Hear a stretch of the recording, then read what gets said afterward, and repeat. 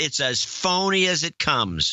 Adam Curry, John C. Dvorak. It's Sunday, September 23rd, 2018. This is your award-winning Gitmo Nation Media Assassination episode 1071. This is No Agenda. Back at home base and broadcasting live from the capital of the Drone Star State here in downtown Austin, Tejas, in the Cludio. In the morning, everybody. I'm Adam Curry. And from northern Silicon Valley, where I'm fresh back from a great meetup in Oakland, I'm John C. Dvorak. It's Crackpot and Buzzkill in the morning. Fresh back. Fresh back. You mean yesterday? And guess what? What? Just as we're finishing the opening, here it comes. The Zephyr. Go Foamer. Yes. It's like a 9-car train with no attachments. I don't know why we're doing this, but we're doing it. Not quite sure why we're trying to beat the Zephyr to the punch.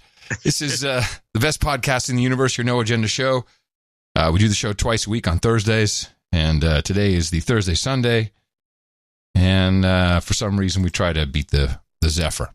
We try to beat the Zephyr, and every day is a Thursday, apparently, at least. it's working for me. Week. It's working for me. I honestly sometimes really don't know what day of the week it is. I get confused. Well, this is kind of a screwball thing because you don't have the same. It's very it's not rotational. It's like you're 2 days and you got 3 days off, and then 2 days, and then you got It's I also have a little bit of an aversion against the date because I live by these dates. All the show notes, every folder with clips, every show notes, the MP3 itself is all in the format of NA-episode number -year-month-day, and I literally see my life passing before my eyes when I do the show. And the older I get, the more annoying it becomes. 10 years. The older I get, it's like every time, no, it's September. What? We're almost in October? What? I went to visit Christina before I left. It's 28, man. She's hanging out with her friends. Like, what am I even doing here?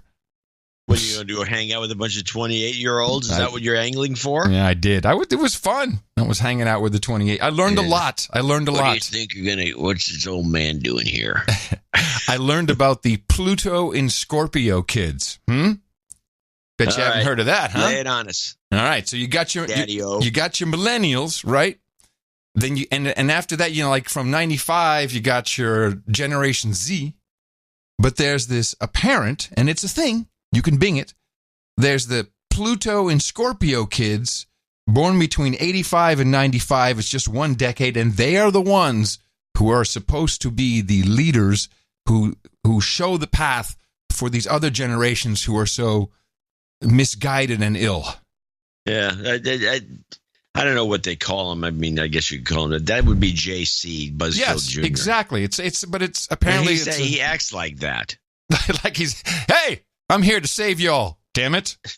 Pretty much. Yeah, like your buddy Beto down there. Beto. Is it Beto? Beto. I don't know. Beto. So you say tomato. I say Beto. I saw a little bit of the debate, and I noticed you had clips. I'm very pleased you do, because you having clips of a Republican debate in Texas means it must have been pretty funny or worthwhile listening to at minimum. No.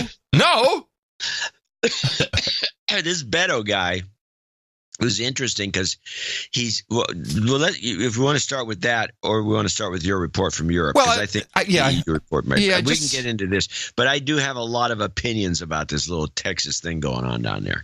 Okay, I don't have much of a report, but just a couple things that I picked up on. There is such a problem, and I'll just call it a Moroccan problem in the Netherlands. And when I tell people about what's happening with the Moroccans, they're like, "Wow, the immigration really messed up the Netherlands." And I had to think about it. Say, no, hold on. They had specific Moroccan immigration from 96 or 97, because I'll recall moving back to the Netherlands, and Pim Fortuyn was just coming up, and I was like, "Holy crap, something's happened here." The Netherlands was really more like a beta program for all other EU countries for this type of immigration. But I really noticed it when I was staying with my buddy, and after the show on Thursday, I said, "Well, you're hungry? Want to get some?" "Yeah, I want some shawarma, because I can't be in Holland without having some shawarma," which is made by... Shawarma is pita bread, and it's it's been around in the Netherlands for 40 or 50 years. Originally, Ben Cohen, my buddy in Amsterdam, he was one of the first to set it up, and So you got a big hunk of lamb's meat, and it's on the rotating spit vertically. And it's all about the special. It's different than a gyro. It's very different from a gyro. It's all in the herbs, and then you eat that with a red kind of salsa sauce, and on top of that a white garlic sauce. It's a very Dutch thing, particularly later at night if you've gone out. Middle Eastern. It is, but it's very Dutch. Still, we have to. I don't want to condemn the Dutch cuisine, but it's all stolen. Oh yeah, the Dutch, all their cuisine is. They don't have potatoes. It's potatoes, potatoes, and a little bit of meat and fish on Friday. Yeah, that's the Dutch. The Dutch have no cuisine. Yeah, so of course it's all stolen. But so we were in Laren, which is one town over from Hilversum. Hilversum is cultural appropriation. Oh yeah, the Dutch are filled with that. Right, yeah, but the mosque and the mosque have been blasting at 110 decibels for decades in Holland, and people. The Dutch people are very willing, and they kind of got suckered into it, but now they're realizing it's the beta program. And my buddy said, "Well, it's in Hilversum. We'll have to go over the highway." I'm like, "It's the next town over." He said, "No. He has he was driving a Mercedes, which he borrowed, and he said, I can't drive this car through there on a Thursday night. It's too. We could get carjacked." I'm like, "Are you kidding me? In Hilversum, where I used to work, where I did television and radio from." For years in my younger days, says, "Yep, that's how bad it's gotten," and it's so it's this very odd, situation that you don't recognize the country. Huh. Then in the news, a lot of talk, and it's kind of filtering through to M5M about how the Dutch and paperwork is now coming up, and there's the Dutch equivalency of Freedom of Information Act being filed and responded to. It appears the Dutch finance not just a lot of the White Helmets activity in Syria, but also a lot of the, let's just call it the coup in Kiev. That there was a lot of Dutch money financing the shenanigans that went on there, and now people are speaking about... What? Yes. Speaking you about... think that could account for the shoot down? Would you think? Would you think? And... So people are now saying, hey, what are we? Are we part of, the American regime toppling network? Well, yes, network. Indeed. The Dutch, the toppling network. ATN, the American toppling network. That's a network you can monetize if you're in the right camp. Wait, so now the U.S. apparently are in a deal with the Netherlands for U.S. Intelligence and military to access sovereign Dutch ground, sovereign territory at any time, including Curacao, which is important because if you look at the map, Curacao is down there, above Venezuela, and it's, northern Africa, not that far from Libya. So, there's a lot of different reasons why that could be strategically interesting. Venezuela, Libya, there's nowhere near each other. What are you saying here? Did I say Libya? I meant Venezuela. Not Libya. Venezuela. Yeah, okay. It's right underneath Curacao. Well, hold on. Let me look at the map for a second. What else is near there? Hold on. I don't think I'm that far. Let me see what else is near there. Let's see. Well, Colombia's next to it. I don't know where Colombia's a little bitty operation up north. It's right. Yeah, it's right off of. It's right above, kind of northeast, I guess. No, north. Yeah, northwest. You got Aruba, Curacao. You got Colombia. You got a lot of important stuff there. Anyway, now it turns out that the Dutch may be joining the Five Eyes. What? Yeah. I don't know if it'll be 6 eyes or 5 eyes and a toenail. 6 eyes, it'd be cross eyes. 5 eyes and a broken toenail. I'm not quite sure what they're going to call it. But, yeah. Oh, this is like an international network of intrigue. Uh-huh. Well, we always knew the Dutch were kind of... We went less of this, not more. But the Kiev thing, you nailed it. It's like, well, hold on a second. What got shot down? A flight full of Dutch people. You got to think something's weird. Something weird is happening. Somebody on that flight. We have never really... Have we ever looked at the manifest? Yes, there were... The only thing that really popped up at the time, if I recall, was about 5 doctors who were on their way to an alternative medical summit where they cured AIDS. Yeah, I don't know. I just always wonder about this. The opportunity for these spooks to kill a plane full of passengers to get to one guy. Yeah, to get to one has happened. Mm-hmm. Well, I'll have to call my friend King Lex, ask him what's going on. Hey, King. I'm sure he knows all about it. Let me see. What else did I learn? I learned that the children. Hold on. Do you think that maybe, you talk about this being the Dutch being the beta test for this? Let's bring a bunch of Africans in from the northern areas and some other Middle Easterners. You think that maybe the entire diversity movement, which began about 20 years ago, was a pretext just to get people kind of just like like their body punches, the diversity body punches to get people to get them, soften them up, get them ready for it. Soften them up. Sure. Let's move these guys in there. Sure. But the sad thing is, it's so over accepted now that now that people are kind of onto it and like, wait a minute, this isn't quite working out very well for us. It's way too late. Yeah, it's too late. You've got the immigrant Moroccans now, the second or third generation. They're in Parliament. They are part of the political system now. Well, as well they should be if they're running the place. Yeah, yes. But some of the dare I say old white Dutch people are going, what happened? Well, it's the old white Dutch people that let it happen. Yeah. Well, so what are you going to do?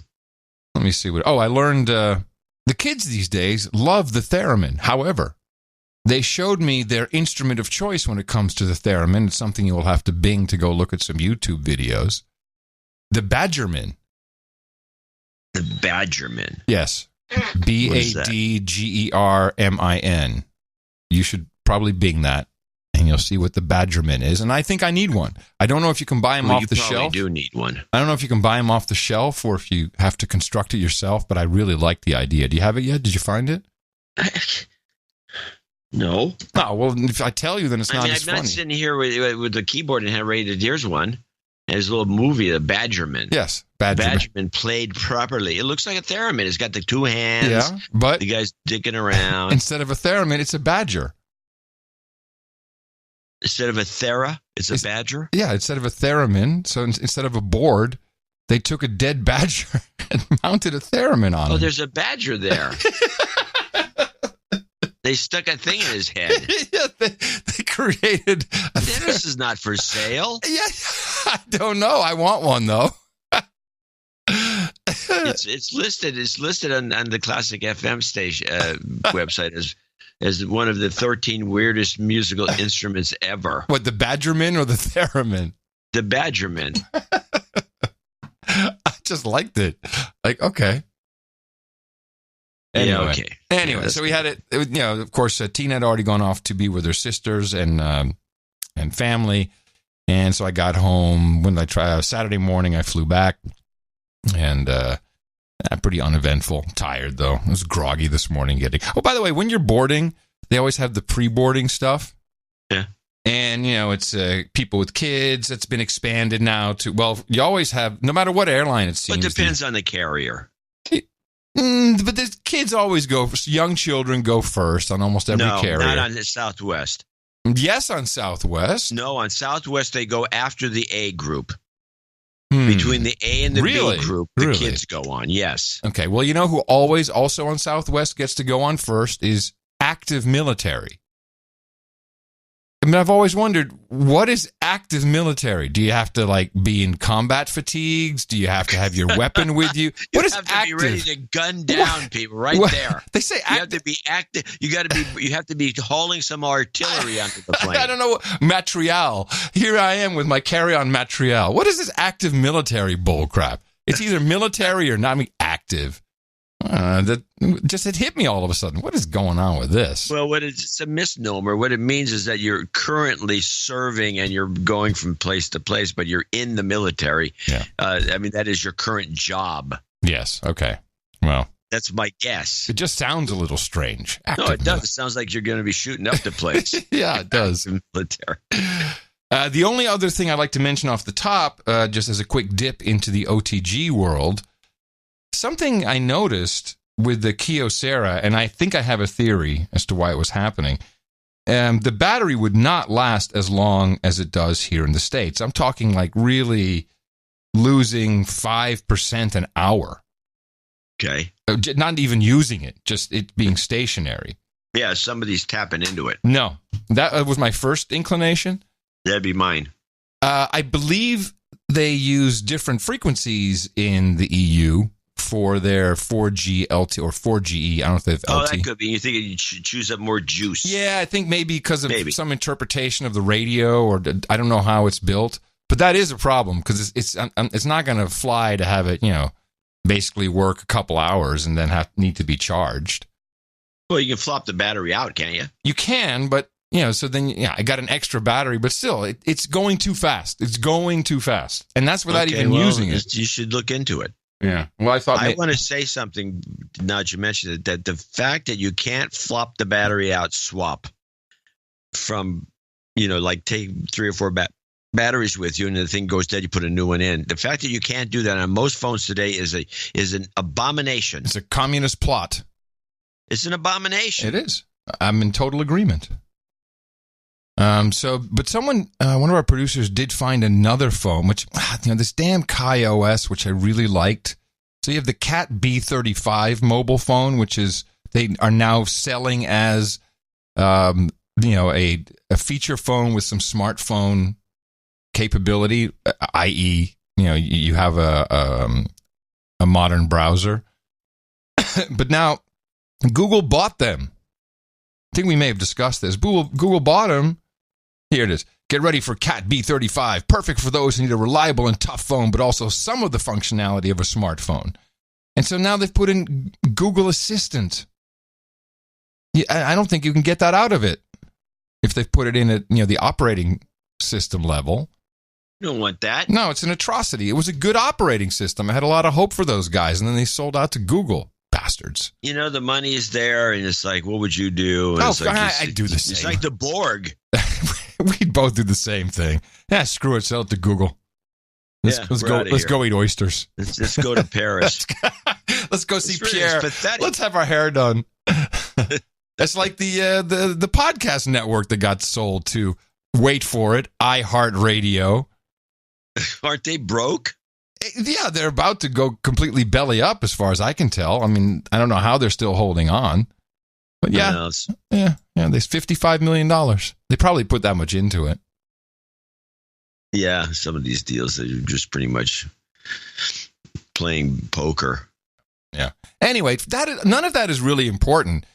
What hit me on the flight home is learning of your unceremonious dismissal by email from some winky wonk from your 36-year vocation as writer. Have you been writing for PC Mag for 36 years? No. Actually, I started in August 1986, and I was continuous ever since. I was going for the records. So how many years is that? 30. About 32. 32. Over 30. And so I'm going for the record because I know these other guys have been, they've faded out. They couldn't handle it. Which other guys? Oh, I mean, a lot of guys died. Well, back. They couldn't keep up. Back up and explain what happened, just so people have some context. Yes, I got fired out of the blue. Technically, I got put on hiatus, which we all know. We all know what that means. The half a brain knows what that means. Yeah. Although it's not, we do have a contract. My wife, of course, is going to give him grief because there was a contractual obligation to send us a thing in writing and do all these things. Oh, they're screwed. Oh, the Dvorak legal team is all over it. Oh, yeah. Oh, no. Mimi's relentless. And there's no such thing as hiatus in the contract. So this is bull crap. And, but, they got some newbie came in, a social justice warrior. If you looked at the newsletter, I have a few of her many tweets about Trump's a dumb shit and he's a moron and just all the same. It's just might as well put the name Rob Reiner on there and you got the same kind of tweets on it. And I realized that everybody in New York is like this. Well, but not only that, you wrote something in the newsletter about this, which I did not realize, and I don't think we've ever even discussed, that you had tried to get PC Magazine to at least mention the No Agenda Show whenever they did one of those lists of great podcasts to listen to. and which I did not know you had attempted to do, but they refused apparently, or just would never put us on anywhere. Their own they guy just never put us on. Man, and they got a lot of lame podcasts on that list. It's a very poorly done list, but it's done by one of the problem is this stuff is all. I know how these magazines work. So you give it to a couple of people, make a list and put it in the next issue. Yeah, we've done that. And they put their favorite things on the list. And they got, what about Dvorak? He works for us. He's got a podcast. Got 2 of them, actually. We listen to him. That guy's like a lunatic. Oh, right, loony. He's right-winger Trump apologist. But there's none of that in the DH Unplugged show. They could have put that in there. That's a pretty well-recognized. Well, considering, PC Mag often links to stock quotations, I would say it would be, was that Market Watch more? I guess Market Watch that was Market Watch. Now PC Mag never did that. Anyway, the whole point is, look, and it feels a bit like me at MTV at a certain point, 7.5, 8 years. At MTV as dog years, my stay was kind of getting there, and that's why I eventually wound up leaving myself. Well, I would have left myself. Yeah, but I had the record to set. I was going for 40 years. At least 35. Well, besides that, it's just, it would have been nice if someone had, I don't know, called you. Yeah, nobody called to this day. In fact, I still haven't gotten a note from anybody. It's just, all I got was that terse note from this woman, this SJW. And now do you sent the same note to everybody else too? By the way, there's 2 other. I know that. Well, one for sure, Tim Baharin, who's also a columnist at PC Mag. Is he also an old white man? He's no, he's not white. He's kind of a mixed race guy. Racism. But he's old and he's a male. Well, hold on. Wait a minute. I feel a lawsuit. Well, it's hard to sue over this sort of contract work. Anyway, so he got the exact same terse note and found it to be very offensive. Yeah. And he never heard from anybody. So they just, I don't know what happened, but they've gone off the rails. I do have an email from someone that I thought was interesting. I think if I have it here, hang on. This was actually quite a fascinating note this guy wrote in. Yeah, this is from. I'm probably going to print this on one of the websites. This is from. We'll call him Peter I. It's a disgrace what PC Mag did to you. Someone has spent such a long time in that place, and with such a professional caliber as the one you hold, should be treated with a whole lot more respect than that blatantly dismissive email. It talks volumes about the new editorial management staff and their values, but they don't care about their audience either. They disrespect them as much as they did you. I ditched my digital subscription to PC Mag after the turn to consumerism brought upon by an editorial change over a decade ago. Not long after, I also ditched the PC Mag webpage over their incredible turn towards a Mac magazine done with barely any PC content whatsoever. The only thing that kept me visiting from time to time was your column, and as you described in the newsletter, it was being hidden on purpose and had become a feat to find. To get more conversation topics with my son, I turned to a Ziff Davis sister online publication, IGN. At the time of that switch several years ago, I was aghast at how much PC-related information I could find on that console and PC gaming site than on PC Mag. Nowadays, IGN seems to have given an amazing leap forward in the SJW arena and has surpassed PC Mag's cultural Marxists, leading at least by a year or two, going as far as baiting its readers with columns, articles, and opinion pieces that have absolutely nothing to do with gaming and everything to do with postmodernism, to the point that I barely visit their place. Just yesterday, IGN was pushing Michael Moore's latest anti-Trump movie. What does that have to do with gaming? I have no idea. I got to be honest with you. I also kind of like all the hate comments about this particular story. He hasn't been relevant for 20 years. He was wrong about everything. It just keeps on going. There's always a couple of those guys. It's usually the same guys. Well, it sucks. It's not like we don't know that all things come to an end. Like this show will eventually come to an end, by death more likely than anything. And it's jury's out on who's going to die first. But, it's like... You start hanging out with those 28-years. Yeah, it'll happen quick. But, it's like, there was an end to everything. But just a call, that's the part that I don't understand. Just like, hey, I haven't been fired for too many jobs, but when I do get fired. Yeah. But I mean, recently because of the magazine pullbacks. When I was writing for Forbes, and it was typical, the way you do it is like, hey, it's like the Office Space, the Lumberg guy. Hey, can you give us a call? Yeah. Just give us a call. I got that'd be great. We need to talk. Yeah, that'd be great. Need to talk. And then they talk to you and they tell you, you're kind of too expensive, and we're going to go in another. John, we're going to go in another direction. I think I've even fired you once, kind of. Didn't I had to fire you kind of at Mevio or something? No. You never fired me. You cut me back. I cut your salary. I cut your salary. Like, hey, old white man, guess what? We're going. The deal because I was getting this ridiculous health insurance that apparently was costing the company $4,000 a month or something. Yeah, the health insurance was well worth. I remember that. Oh, keep me on, man, for health insurance. Okay, don't worry, I'll take care of it. Yeah, but that's how it goes. It's unfortunately, but at least I called you. I called you and said, "Hey, here's what's going down," and I told you what the story was, and you're like, "Oh crap," but okay, because you're smart. You understand how things work. It was unceremonious of PC Mag. Yeah, I love you. Well, I've canceled my subscription.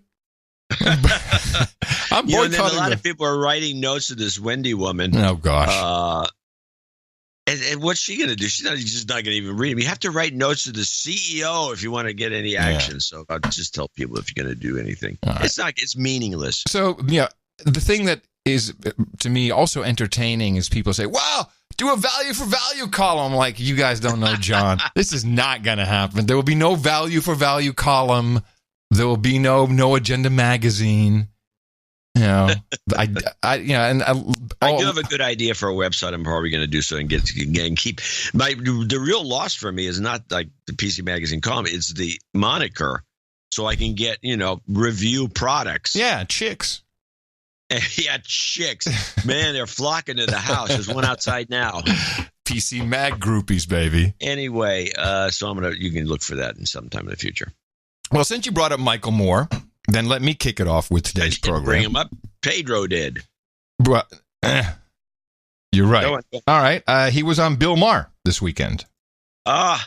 Promoting his new product. Apparently, the movie is a complete, according to Hollywood Reporter and Variety, the movie is a complete tank. It's just in the tank. Interesting. When I was listening, because I have not seen it, of course, when I was listening to this interview, I thought to myself, this could be a shark jump moment for this guy. And, I have a couple clips. I was fortunate enough to be able to catch the whole interview. He was the opening interview, which is usually about 10 minutes. The little bitty one in the front? Yeah, about 10 minutes. So I broke it down. And let's start off with an intro. And, the movie is 11/9 instead of 9/11. I guess bad idea.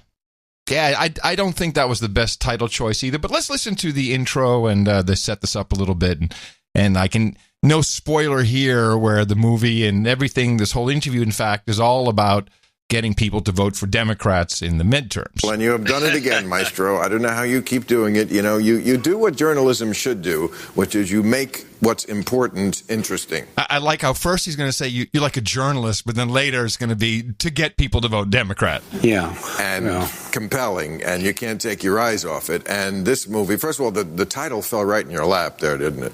Yeah, he was appointed president at 2:29 in the morning on 11/9. That's spooky. 16. Yeah. Woo, spooky. Woo. Are they like 11/9 truthers now? Is that now a thing? Instead of a 9/11 truther, it's an 11/9 truther. It's so spooky. It fell in your lap. Yes, it was a prophecy. It was the elders of Zion. Lap there, didn't it? Yeah, he was appointed president at 2:29 in the morning on 11/9. That's spooky. 16. Yeah. Spooky. So it's just spooky. The movie coming out right before the election, obviously, you want that. Yeah, because he's a journalist. He does what journalists don't do. You don't make any bones about it. You're a polemicist like I am. We want people to agree with our point of view. Yes. Vote. Like all journalists. And vote. And vote. Is that the main message you want to Oh, yeah. What's the main thing you want people to come away knowing from this? It's not a democracy if you're sitting on the bench. Everybody has to get off the bench. Everyone has to participate. It's not a spectator sport. It's a republic. Right. But what the movie shows and tries to explain as to why sometimes people stay on the bench. And I get into talking about this, about the Democratic Party, and it's a bit of a balancing act in this film because it's, you know, when I heard him say it's a bit of a balancing act in this film, that to me was already a flag that said, this may not work out so well. I don't know why, but to hear you say that Hollywood Reporter says it's a dud doesn't surprise me. Act in this film because it's, you know, it's listed as Michael Moore's Trump film, but nobody wants to go to the theater and look at Trump for 2 hours. Yeah, I think that's exactly what your fans want to see. No. So I do a favor for the audience. Right. I don't think you see him more than 20 minutes in the film. But it is about the Trumpian time in which we live. Okay, the Trumpian time. I think that's a mistake right there. We know Trump is ratings. We know it doesn't matter who's watching. They want to watch him. Isn't that what we've learned?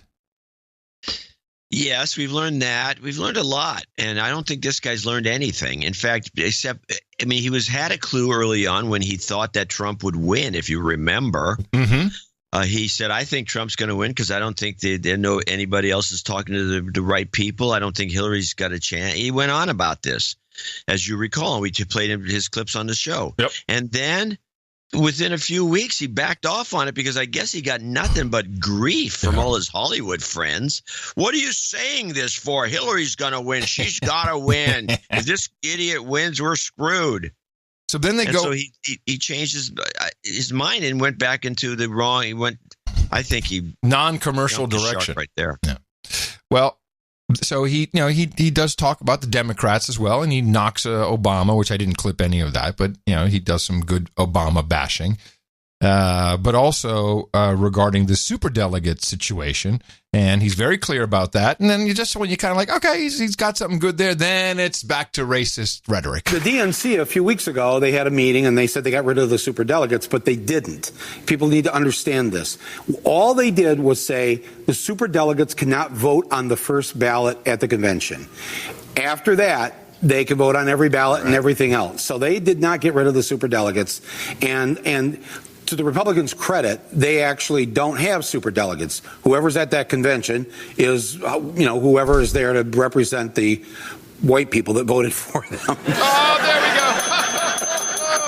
go. There you go. I mean, that's racist? Those white people who voted for Trump. Okay. So, does he ever look in the mirror, note that he's a white guy, an old white man? Not in this context. He's honorary black guy, I guess. White people that voted for them. The white people deserve a party, Bill. Oh. They're Americans too. No, they are. That's very true.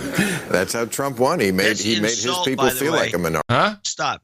Let's insult the American public, which is self-identified as white. 77% of the American public that includes including a lot of Hispanics. A lot of Hispanics, or because they're Spanish descent, they consider themselves white. They don't consider themselves anything else. Yeah. To just continue, and for the Democrats to continuously insult this group of people over and over and over is what kind of a strategy is this? Yeah, well, if you want people to go to your movies, not a good one, apparently. Trump won. He made his people feel like a minority. Right. They still think that. I mean, they think reverse racism is a bigger problem than racism. I mean, wow. They think reverse racism is a bigger problem than racism. How about just racism, Bill? How about all racism? I don't know, flabbergasted by this guy. And let me ask you another question. When it comes to elections, what is one of the big talking points of all parties, but specifically the Democratic Party? What is their issue with Republicans? It'll come up again. Campaign finance reform. Oh, there's money. Oh, it's too much money. Rich people putting money. Oh, we have to get rid. Am I right or wrong on that? It's one of their big issues that they never do anything about. And in most instances, the Democrats outspend the Republicans. They did so with Hillary versus Trump. Hillary outspent Trump by almost 2-1, I think. I know it was more than. Wait, forget the spending. Let's forget the spending. Wait. Also, Obama's a big, huge. Forget that. How about just rich people? It's, Koch brothers this, Koch brothers. They don't even put into. No, the most rich people. Yeah, but they're complaining about the money, about Democrats. people putting money into elections. That is the main beef. Got to get rid of money. I've got to get rid of the money out of elections. Unless you're Bill Maher and put in $1 million, then you're a hero. In this small little example, you see how sometimes the Democrats really screw it up. They're the party of the people. They should be there for the people. They should fight for the people. But the good news about this election in November is that people like myself and others, you've contributed to the DSCC. I'm still feeling it. But where do you get this money? Because no divorces, no alimonies. Really. People ask me this all the time. No divorces, no alimonies, no kids. Right. Oh, yeah, no kids, those horrible resources. No stupid hobbies like celebrities have. I don't collect fucking cars or motorcycles or paintings. I don't do coke or hooker. Oh, really? No coke, Bill? Okay. All of the crazy shit that people do, I don't do. So and the Mets. So there's a lot of money but that's what I spend it on. Right. Which is okay, because if you're Bill Maher, then it's okay to spend $1 million into politics. It's fine then. Right. That's what, because... Well, thank you for doing that. Thank you. And what I and others have done have gone out Yes, and let's do it more. To run for office. And by the way, that million looked sillier 5 weeks ago when I did it because the Senate didn't look like it's in play. It is in play. It is very much in play. Yes, it's in play. Thank goodness money changes elections. Remember he tried to recruit... Steve Ballmer on the last episode of his show. Yeah. More money that we want into elections. Last clip, and this, I think this is borderline defamatory, maybe even, what's the word? Maybe. Libelous? Maybe libelous, yeah. I thought that this one went pretty far. Lost in the story about Professor Ford is that she had to move out of her house, and she gets death threats, and there's a smear campaign on the internet. So, not talking about, we're on to the Supreme Court nomination with Kavanaugh and Professor Ford. Yes. And things go viral, and we've become this death threat society. Yeah. And, people say to me sometimes, do you think this could get violent? I think it is violent. But I also think that's Trump's next card to play. I've already seen him talking about it. If the Democrats take... And this isn't even the libelous part of the clip. Take over, he says, they're very violent people. Mm-hmm. Right. We're the violent people. Right. He always turns it, you're the puppet. Right. Always turns it around. But that's what he has when the Mueller report comes out or when some other thing crashes down on him. He's the violent person. He's the sexual predator. Oh, totally. He is an admitted sexual predator. And I don't mean just the Billy Bush boss. You're the only person on TV who will state exactly what, if anybody is a public high school teacher in here, a public school teacher, there's a law in the state of California and in most states that if, let's say, your 13-year-old girl student comes to you and says, my dad keeps saying that if I weren't his daughter, he'd be dating me. My dad said the other day that the thing that we have most in common is sex. This picture my dad wanted me to take with me sitting on his lap and kissing him. If you were a teacher and were given that, you were required by the law to turn him in. Because he's a pedophile, apparently, John. That's what I hear Michael Moore saying. He's a pedophile, and he probably boffed Ivanka. I mean, he might as well just say that. That you've shown this on your show.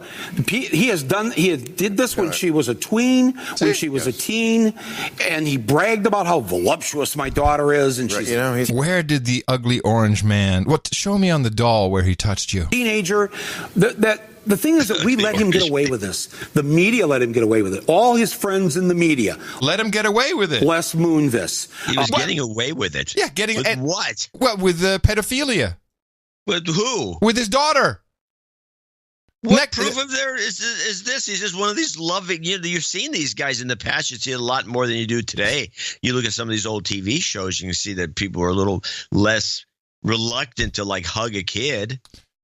What Michael Moore is saying is, if you were a school teacher and Trump said these things, Trump should have been turned in by now, and his friends let him get away with it, and then he goes straight to Moonves, who, as far as I know, was not Donald Trump's friend. Quite the opposite. Just because Moonves got kicked out for harassment and abuse doesn't necessarily make him a pedophile too. When she was a teen, and he bragged about how voluptuous my daughter is, and she's a teenager. The thing is that we let him get away with this. The media let him get away with it. All his friends in the media, Les Moonves, Roger Ailes, all the Bill O'Reillys, the Matt Lauers. I show this all in the film. The Matt Lauers, was a big Trump fan. Bill Shine is now, yes, exactly. Who was the guy at Fox News when Roger Ailes was there covering, and Bill O'Reilly. Now he's the advisor to Trump in the White House, prepping Brett Kavanaugh, the Republican. They're always 6 degrees from sexual harassment, that party. Yeah. It's a lot closer than just 6 degrees of it. Gee, I don't know. If we were to count, it looks like a lot more left-leaning dudes have been locked up or kicked out for #MeToo. Could just be me. They believe in this. That's why they don't like this woman who's come forward, and they want to go after her now. And they've given her till tonight or something. Right. That's ridiculous. Well, right now, I think, when we're on the air. Because women love ultimatums. That's what... Yeah, especially those who have been victimized by men. Nothing like saying to a potential rape victim, you got till 10 o'clock. Especially when it's... to tell us about the rape. That's pretty much what the Democrats are asking for. Tell us about the rape. Tell us about the death threats that Kavanaugh bestowed upon you. And, both these guys are childless, so what would they know about calling someone a pedophile? What would they know about the love you might have for a child? How you can be proud for a child? Look, I love my kid's beautiful. I wouldn't be dating her, but, okay, it's a TV show, you say something funky, but it wasn't a pedophile remark. You guys are out of control. But the more I listen to this stuff, I keep thinking to myself, is this going to cause a backlash at the polls? Well, how about the box office? It starts there. Well, the box office, he killed the box office. Oh, he did? But the whole idea of the movie is nothing. It's just you can tell. Oh, he killed the box office. I thought it was a dud.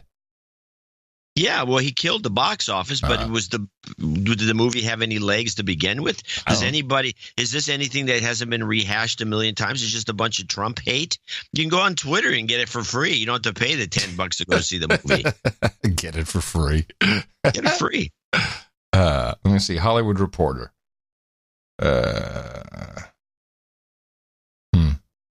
Anyway, I'll look for it.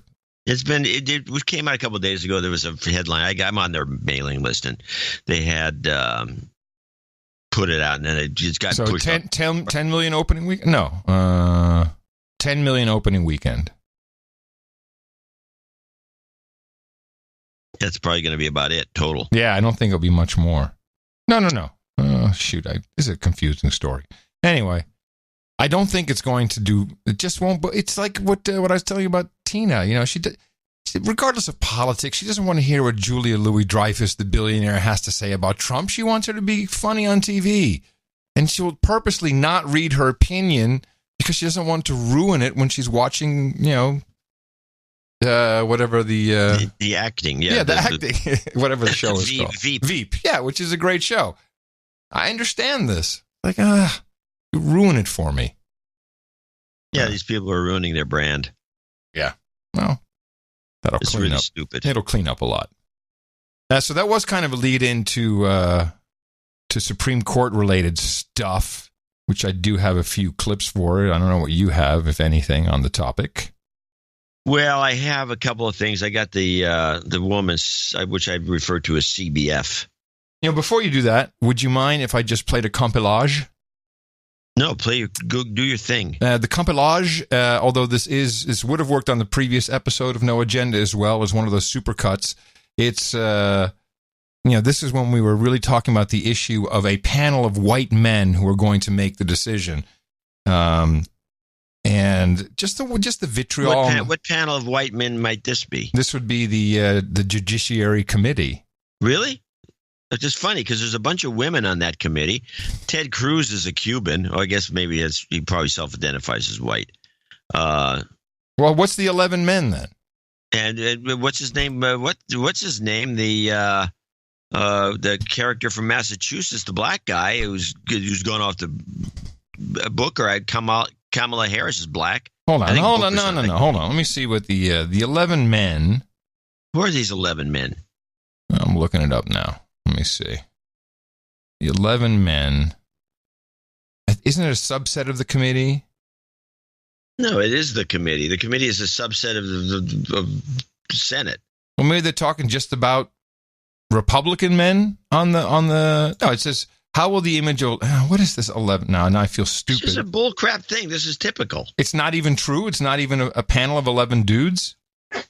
There's no 11. No, not 11 white guys. Well, where'd they come up with this then? Well, where are you talking? What's everywhere? Everywhere. All male lineup. Oh, GOP senators might get female aides to question. Oh, okay. So I understand now. What they're saying is the Republican senators who are on the panel are all old white men, and there's 11 of them, and it's because they, by definition, have a majority, that it's just the 11 white men who will make the decision. The Democratic votes don't matter. I think that's what's being implied. Are we on board with that?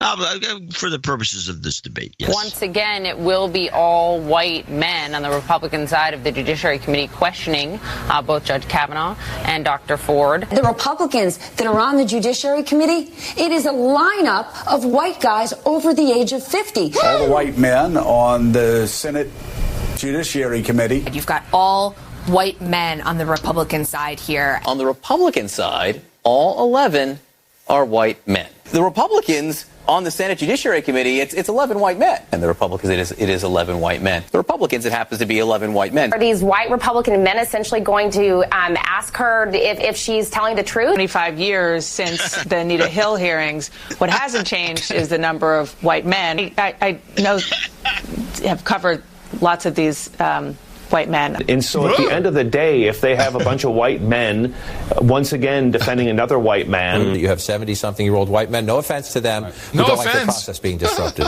On the Senate Judiciary Committee is all white men. Almost worst case scenario for a bunch of white men on the Senate Judiciary Committee. If you're white, you're a racist. If you're male, you're a pig. Woohoo, baby! If you're cis, you are privileged. I mean, do they want me to watch their station?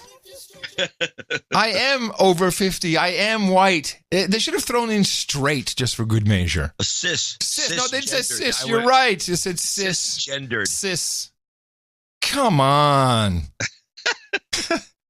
I love those compilages. They're my favorite. Who did that one? Supercuts on that. It's always in the show notes. NAshownotes.com. And they always do fun stuff, but they didn't do. I like it when they don't put music under it, so you can cut out ones. Yes, that are I good. prefer that too. I don't like the guys who try to, hey, let's get Sex artistic and put some crappy music under that maybe people won't like. It's a very bad idea. The stuff stands alone too. It does. It's nice and when it's clean. Yeah, you don't have to prove that you're Steven Spielberg. It's fine. We're very happy. Yeah.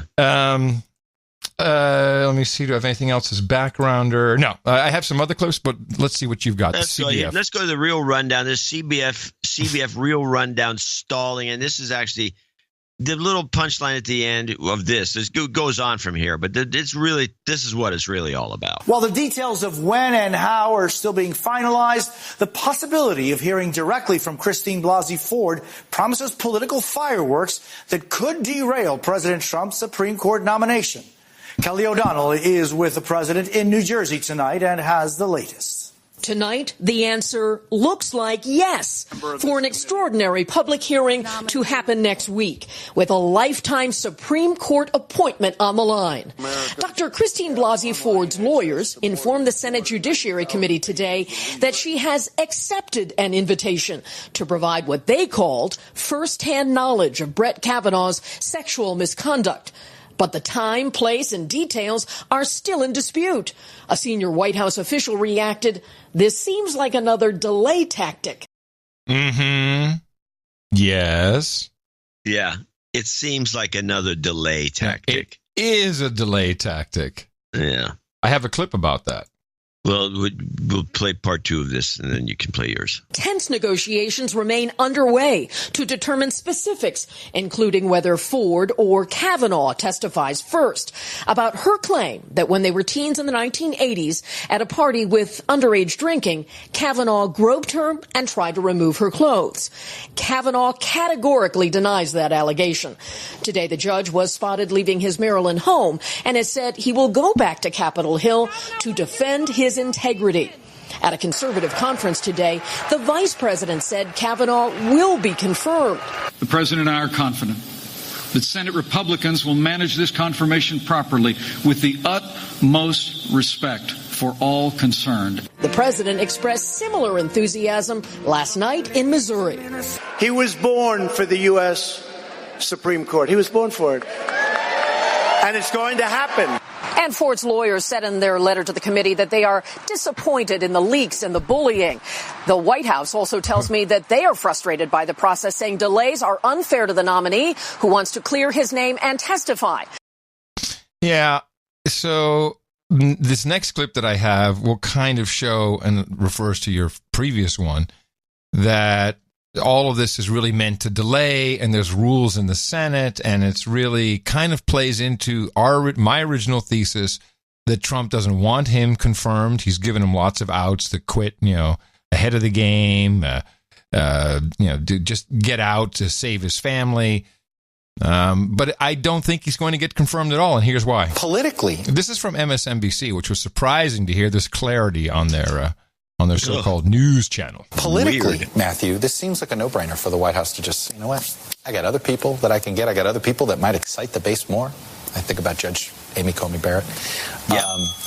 That's her. Why are they they've got their own reputational issues on the ballot. Why add this? Well, I think the big reason is the calendar. I think the Democratic strategy, it was apparent on day one of the confirmation hearings, is to delay the nomination past the election. To delay the nomination is to defeat the nomination.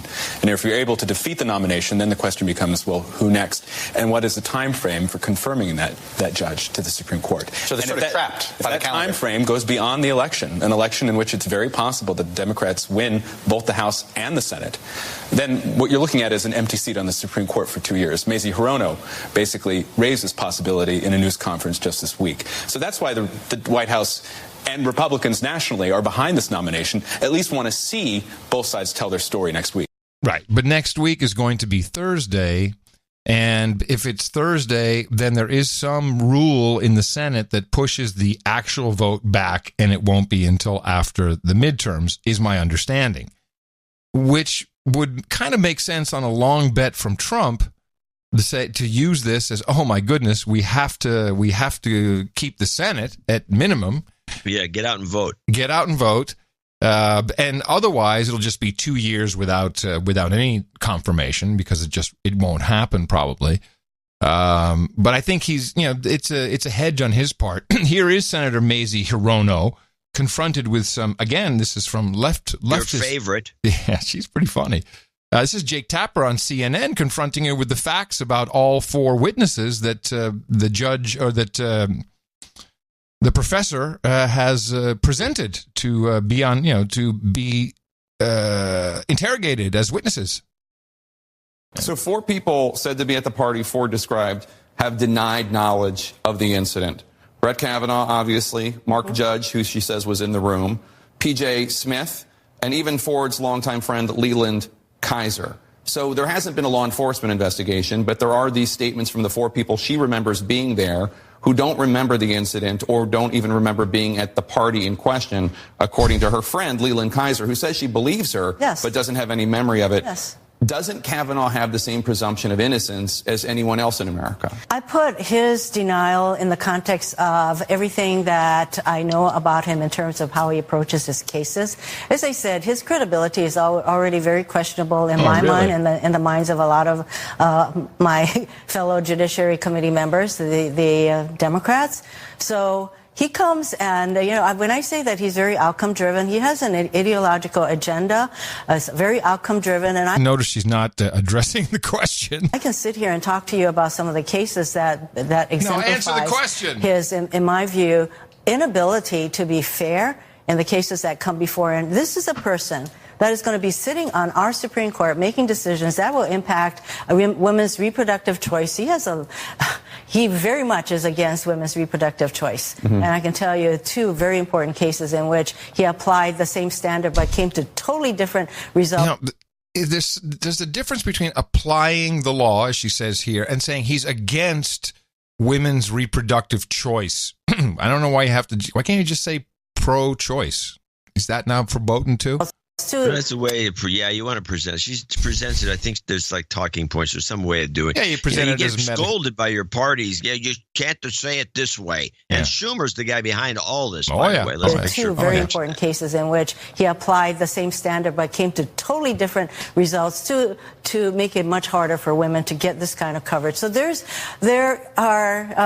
just no evidence for what she said. Many indications of his own lack of credibility. It sounds to me like you're saying because you don't trust him on policy and because you don't believe him when he says, for instance, that therefore he's a rapist. Yes. An opinion on Roe v. Wade. You don't believe him about this allegation about what happened at this party in 1982. Is that fair?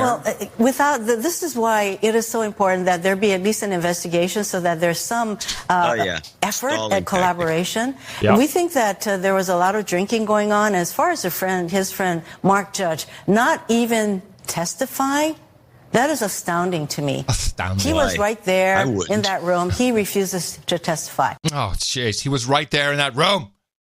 Well, let's talk about that for a second. I want to mention something, by the way. Mimi brought this up. She says there's not a girl in the world, especially at that age, who doesn't have a friend or two that she would, if this had happened, she would have been bitching and moaning about it to at least 3 women. Yeah.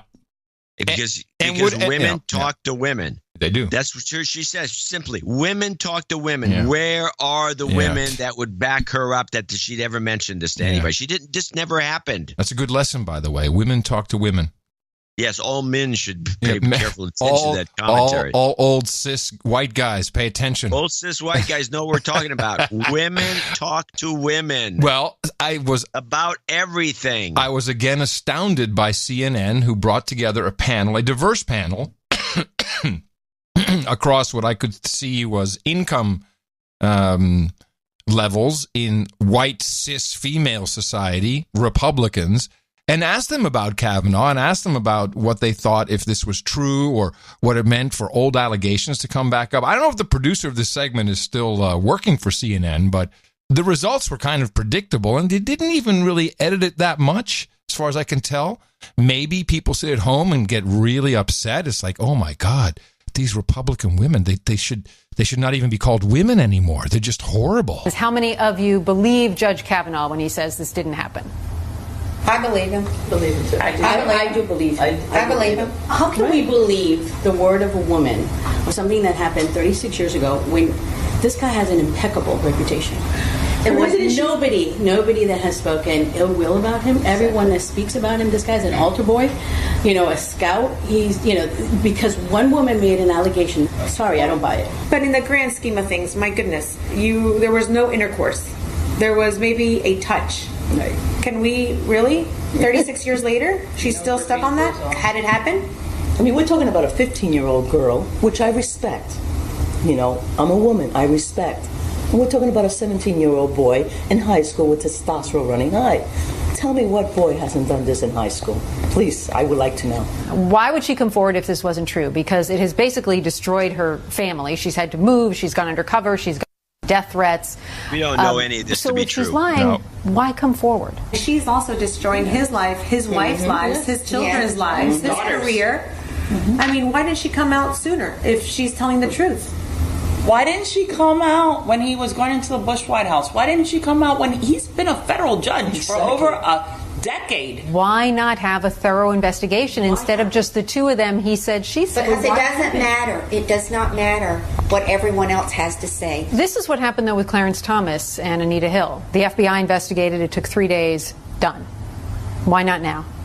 Well, this is not the same. This is a high school kid. I mean, it's not Anita Hill's story. Does something that allegedly happened some 30 plus years ago matter today? You can't judge the character of a man based on what he did at 17. And I would hate to think that 30, 40 years later, somebody's going to destroy your life because somewhere at some party, it's not right.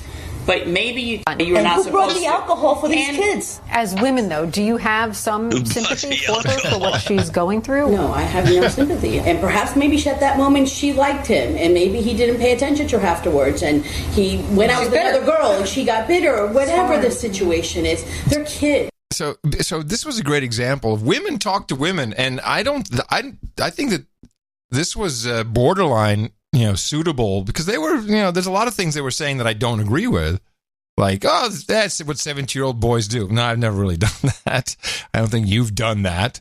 No, I've never jumped on some girl and tried to take her top off. No, but so where you have, women talking to women like this, you'd expect women to be talking to women like another way on the other side. And the information it doesn't seem to be there. The only thing that was valuable that I caught again on CNN was the effect of alcohol on long-term memory, brought to you by Sanjay Gupta. And I believe she was also consuming alcohol at this party. Was she or was she not? Yeah, it was a it was a drunk fest from the sounds of it, at least the way it's been described. And that one woman does bring up a funny point, which would get somebody in trouble, I'll bet you, depending on the statute of limitations. Who bought the alcohol for these kids? Yeah, I like that one too. Back to the new developments in the Supreme Court confirmation battle. Christine Blasey Ford says she is willing to speak with the Judiciary Committee about her accusations of sexual assault against Supreme Court nominee Brett Kavanaugh. A topic likely to come up. How reliable is someone's memory when alcohol is involved? CNN's chief medical correspondent, Dr. Sanjay Gupta, breaks it down. Sanjay. Well, Anna, I think there's a lot of assumptions when it comes to memory and alcohol, and oftentimes those assumptions are wrong. Let me start off by telling you this, that a lot of the research comes from witnesses to crimes. They took people who were intoxicated witnesses to crimes and sober witnesses to crimes, and they basically found that in the short term, if people were questioned right after a crime had occurred, there was not a lot of difference in terms of recalling details between someone who was mild to moderately intoxicated and someone who was sober. That was in the short term. So that surprised a lot of people. Now, there is something known as blackout drunk, which is not the same as passed out drunk. Oh, okay. Blackout drunk is when you can be talking, you can be walking, you can be interacting with people, but essentially you're totally amnestic to it, meaning you'll have no memory of it. There's also something known as gray out, which is essentially islands of memory. But basically, you're I think that's what islands of still really not remembering gray things. Out. There's also the component of time. How much time has passed since the event? And this is really important here because I think when you look at how memory is actually encoded, you realize that alcohol can have a real impact on a certain aspect of memory. So when we remember things, we look, we see, we hear, we feel, and those sensory inputs are immediately transferred into short-term memory.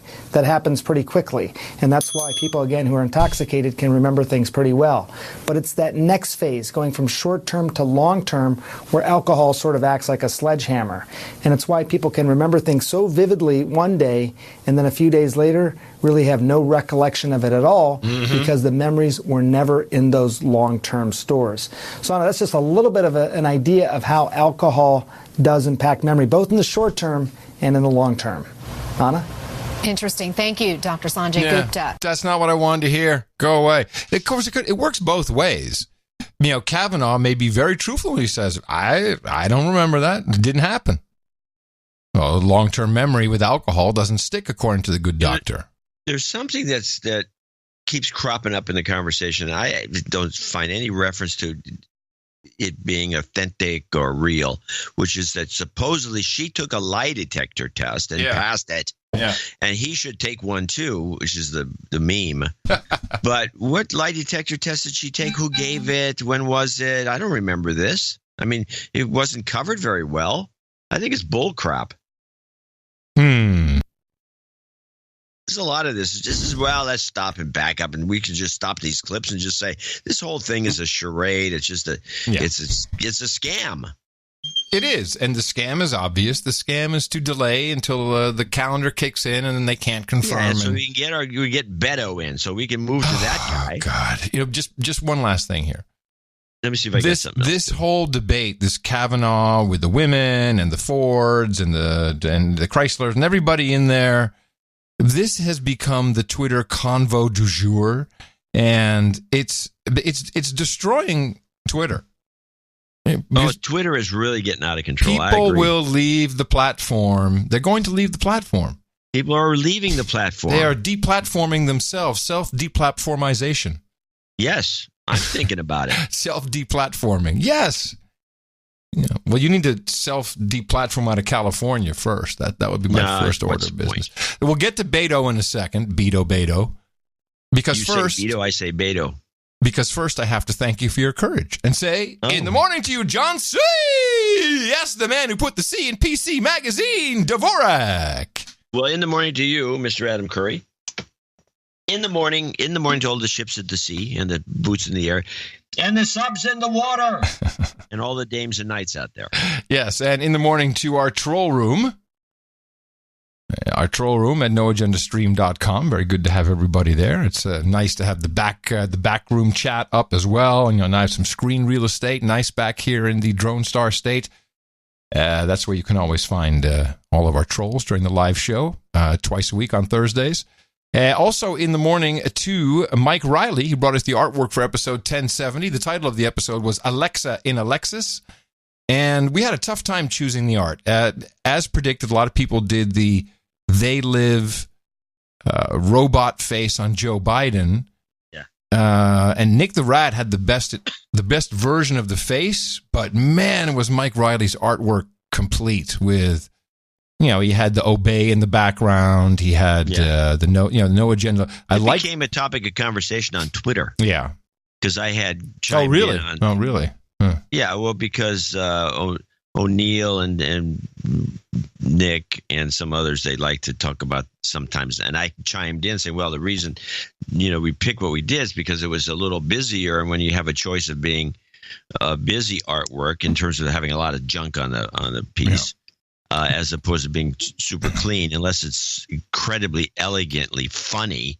I mean, there has been moments where, like, for example, I think it was Martin J.J. or whoever, one of our regular guys from the past who did the simple Jeb Bush with the big bottle glasses, just these simple big eyeball glasses.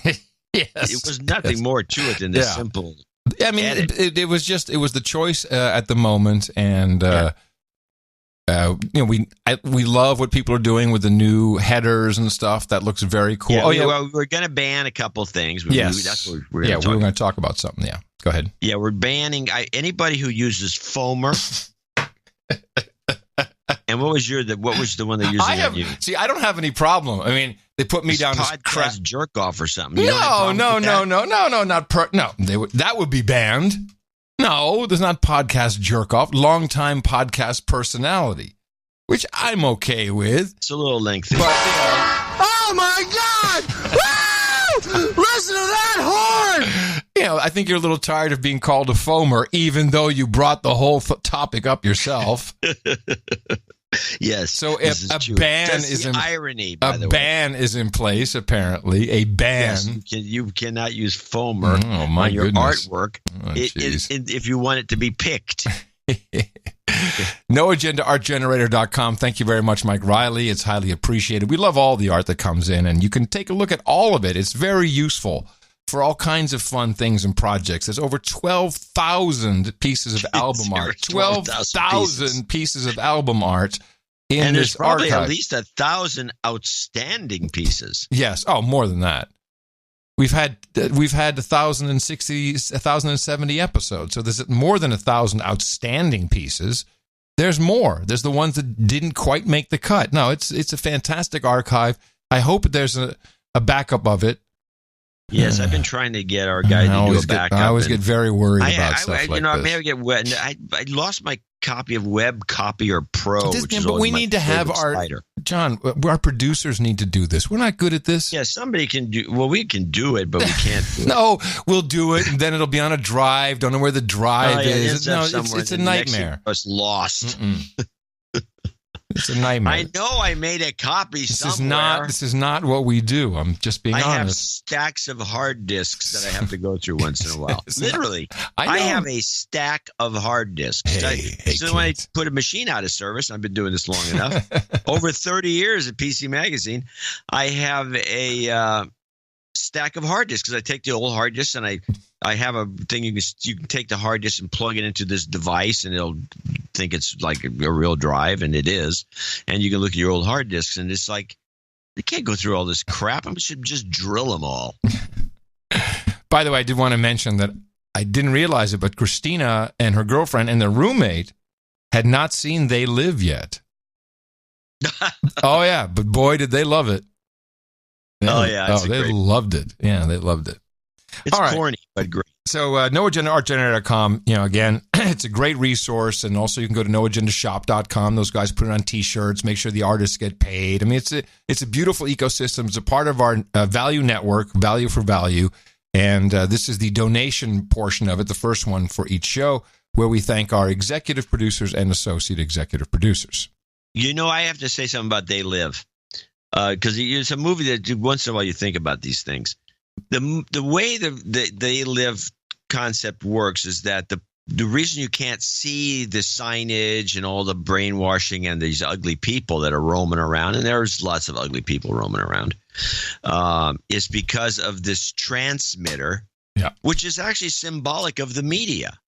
That John Carpenter, always thinking in metaphors. That transmitter is a transmitter that's transmitting these waves to make you not see these horrible looking people and the brainwashing. And that transmitter is the mainstream media. It's a transmitter. That's right. Anyway, so that's what that's all about. And we are your vision. We are the glasses. We're those sunglasses. That's right. You put them on twice a week. They work on Thursdays. Yeah. It's going to get old, I know. You're going to get tired of me it's already old. Okay, I'll stop. You can move along. All right, so we do have a few people to thank, and I want to incorporate a couple of people that were at the Oakland meetup, which was a great little event. It was very unusual. How many people showed up? Sorry? How many people attended? 53.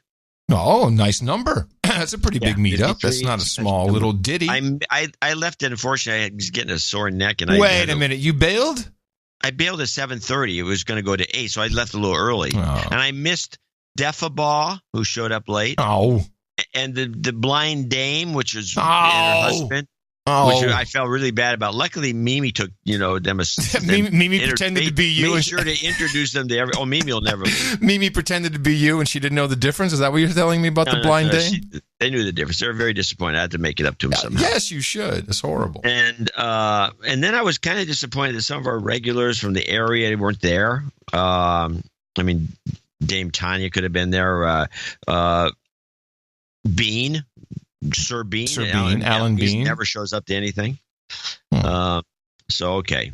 Anyway, so we have two executive producers that came out of this group, including, of course, Sir J.D., the Baron of Silicon Valley, was there with nice $300 and something to match anybody's $100 donations. Wow, great. Yeah, he just gave the whole money. I mean, he only matched a couple, but he actually ended up collecting $533, and we'll credit him with the $333. And then the other, and he'll be executive producer. And so also Luke and Beatrice Hatcher from Oakland came in with $333.33 and a check, and with a note too. Now this is what I want to talk about the meetup. This was the most disorganized not in terms of the meetup actually happening, but in terms of the people that showed up at the meetup. Mm-hmm. It's as if they showed up and then they said, I don't know, is Dvorak's there? Well, we didn't bring the envelope with the money and a note. So let's go to the ATM. This is according to Jay. Wait a minute. They showed everybody went to the ATM and they came out. Wait, you're like a hooker in Vegas. You're like a hooker in Vegas. You're like a hooker in Vegas. Like, you can always go to the ATM, darling. Yeah, they go to the ATM. So they all donated $60, and according to Jay, it's like, yeah, they went to the ATM, took 100 out, kept 40, put 60 in it. It wasn't half the time. It even wasn't an envelope. It was like a piece of paper made to look like an envelope with some scratching writing on the outside. And let's be honest, this style. Here's the note. This was a check. Style points count. It was very funny, but Luke and Beatrice, they came with a check, which one of them had, I think. And then there's this piece of torn paper. It's like torn. Hey, John, long time. What an outrage! Well, I mean, it's just one of the notes was on the back of this guy. I'm not going to embarrass him by saying it. Back of it was receipt. on the back of his wife's shit to get some free cafeteria meal. Has his wife's name on the back, and he's like scribbled something on it. This was so last minute, classic Silicon Valley area. I love it. Let's do this at the last second. Of course, I'm reflective of that too. Yeah, of course. Long time, first time. Says please clarify. You said chit, not shit, right? Chit. Chit. Yeah, CHIT. Everyone knows what a chit is. No, not everybody knows. This is an international program. Look it up. Thanks for all the work you guys do to keep us informed and entertained. Love and light. No, nothing else. There's no jingles. You could have thrown a jingle in. So let's give both the JD and these folks. JD also had he had his money in his envelope it was a Betty Fong, it was a state envelope that was torn open, and he stuffed the stuff in there. Then he had some notes scribbled all over it. It was unreadable. It's an outrage. Here's some karma. Thank you. You've got karma. Oh man. But he may be organizing what he's calling a peerage dinner. Which is an interesting idea. We'll talk about that more in the future. And I also want to mention one of the other nights that were, I think it was a night, he came up with two great ideas. One, he's getting a lot of little stickers made, but he's getting it turns out that most homeless people living in tents will let you stencil a message on their tent. Whoa! Give them money. Advertising opportunity. He says it's the advertising opportunity of the century, and he's getting a no agenda stencil made. And he's going to go from homeless encampment to homeless encampment and dole out some cash and stencil a no agenda show on these tents. This is big, John. This is big money. This is big money. Hey, so hold on a second. We're going to get some publicity for this at some point. What we need? Do we want noagendashow.com, or do we want to have one of our crazy URLs that forwards the No Agenda Show? Oh, I don't know. Yeah, because otherwise it's in its formative stages. Okay. Let's let it develop. Our podcast is advertising on homeless people's tents. We now go to John C. Dvorak on the scene. John, what are you learning down there? There's a bunch of homeless people in all these tents. I've got this stencil on them, and I've got a couple homeless. The guy left. Well, anyway, he told me before he left that these guys came along with $10, and they would spray on their tent. They said no problem, and they ended up spraying on everybody's tents. This podcast has an innovative idea for helping people out of poverty. It's called the No Agenda Show. No Agenda, done by former VJ and former PC Magazine writer John C. Dvorak. John C. Dvorak was just recently fired from his job at PC Magazine, which he notes was before the lucrative tent action. Yeah. My goodness. So anyway, I love that. It's a great idea. I'm all for it. Great idea. Yeah. Fabulous. Hey, we paid him, man. 9 out of 10 homeless people prefer the No Agenda podcast. We're sick bastards. Sick, I tell you. That is one of the better ideas. Yeah. It's one of the best ideas I've heard recently. If can we tie it into blockchain somehow and do a cryptocurrency with these people? Blockchain stenciling. Do a crypto with these people and help them out of poverty. Yeah, as we laugh at the plight of the homeless. Very good. Yeah. Very classy. No, we're horrible. No, we are it's terrible. But hey, $10 is $10. Right? Yeah. Yeah. I'm all in. All right. And what else from the meetup? Well, there wasn't much else. Well, you going to thank some other people later? Bryony showed up. Oh, how's Jen doing? She was in Dimension B, and she's kind of snapped out of it for a while. Yeah. She's doing fine. And does she still like me, or I introduced her to Mimi immediately, and the two of them hit it off. Oh, perfect. Yeah, they're both tall. Oh, she's going to be living up there before you know it. Well, there's an element of this. I don't know if I can even discuss it. Yeah, I think so. Which I'll discuss in the future. Oh, come on. Well, Bryony apparently thinks that, or likes the idea, and I think she might have the chops, because I tried to explain why I was like helping Bryony to mentoring her in her model. Because she's got talent. That's why. She's a natural. Yeah. She's a natural podcaster. She's got a good voice. She knows how to use her voice. Yeah, she's talented. She wants to try doing some stand-up. Oh, interesting. I bet she should do it too. So Mimi, of course, produces comedy. Mimi's all she knows everybody in the business. Huh. And she already has a date at Giggles, or what is it called? Giggles and Yuck Yucks. She's got a gig. So Mimi can coach her a little bit, mentor her in the stand-up business enough so that she could actually do some and practice, see if she likes it. And I said, hey, good. She's yours now. So handoff. Oh, very good. Off. Very good. Does she still like me, or is she pissed about our Twitter back and forth? According to Mimi, yeah, and Jay, I guess, who was listening on some of this, she was grousing about you. Yeah, I knew it. Damn it. Yeah, but I'm only saying to help her. She's just grousing. You're harsh on her. You're harsh on her. Tough love, baby. It's tough love. Tough love. I don't say it because I have lots of other things I can do in my world. So we're going to do more of these meetups here and there. I thought you were going to say we're going to do more of this mentoring. Yeah, we're going to do more of this mentoring. We wind up hating me. You wind up hating me and doing stand-up. Welcome to podcasting. Hey, worked out for me. Right. So anyway, but we should do more of these. I'm going to do another one in Seattle. I'm going to do another one in Los Angeles. You're just cranking them out. We got to get our Austin meetup done now. Damn it. Yeah, we should do at least. We should do one a month, but we can't. We'll do one every couple of months, maybe. All right, so let's go on. Okay, it sounded like you had a good time, and I'm very happy, and I'm glad people showed up. We didn't like the place, the Drake's place.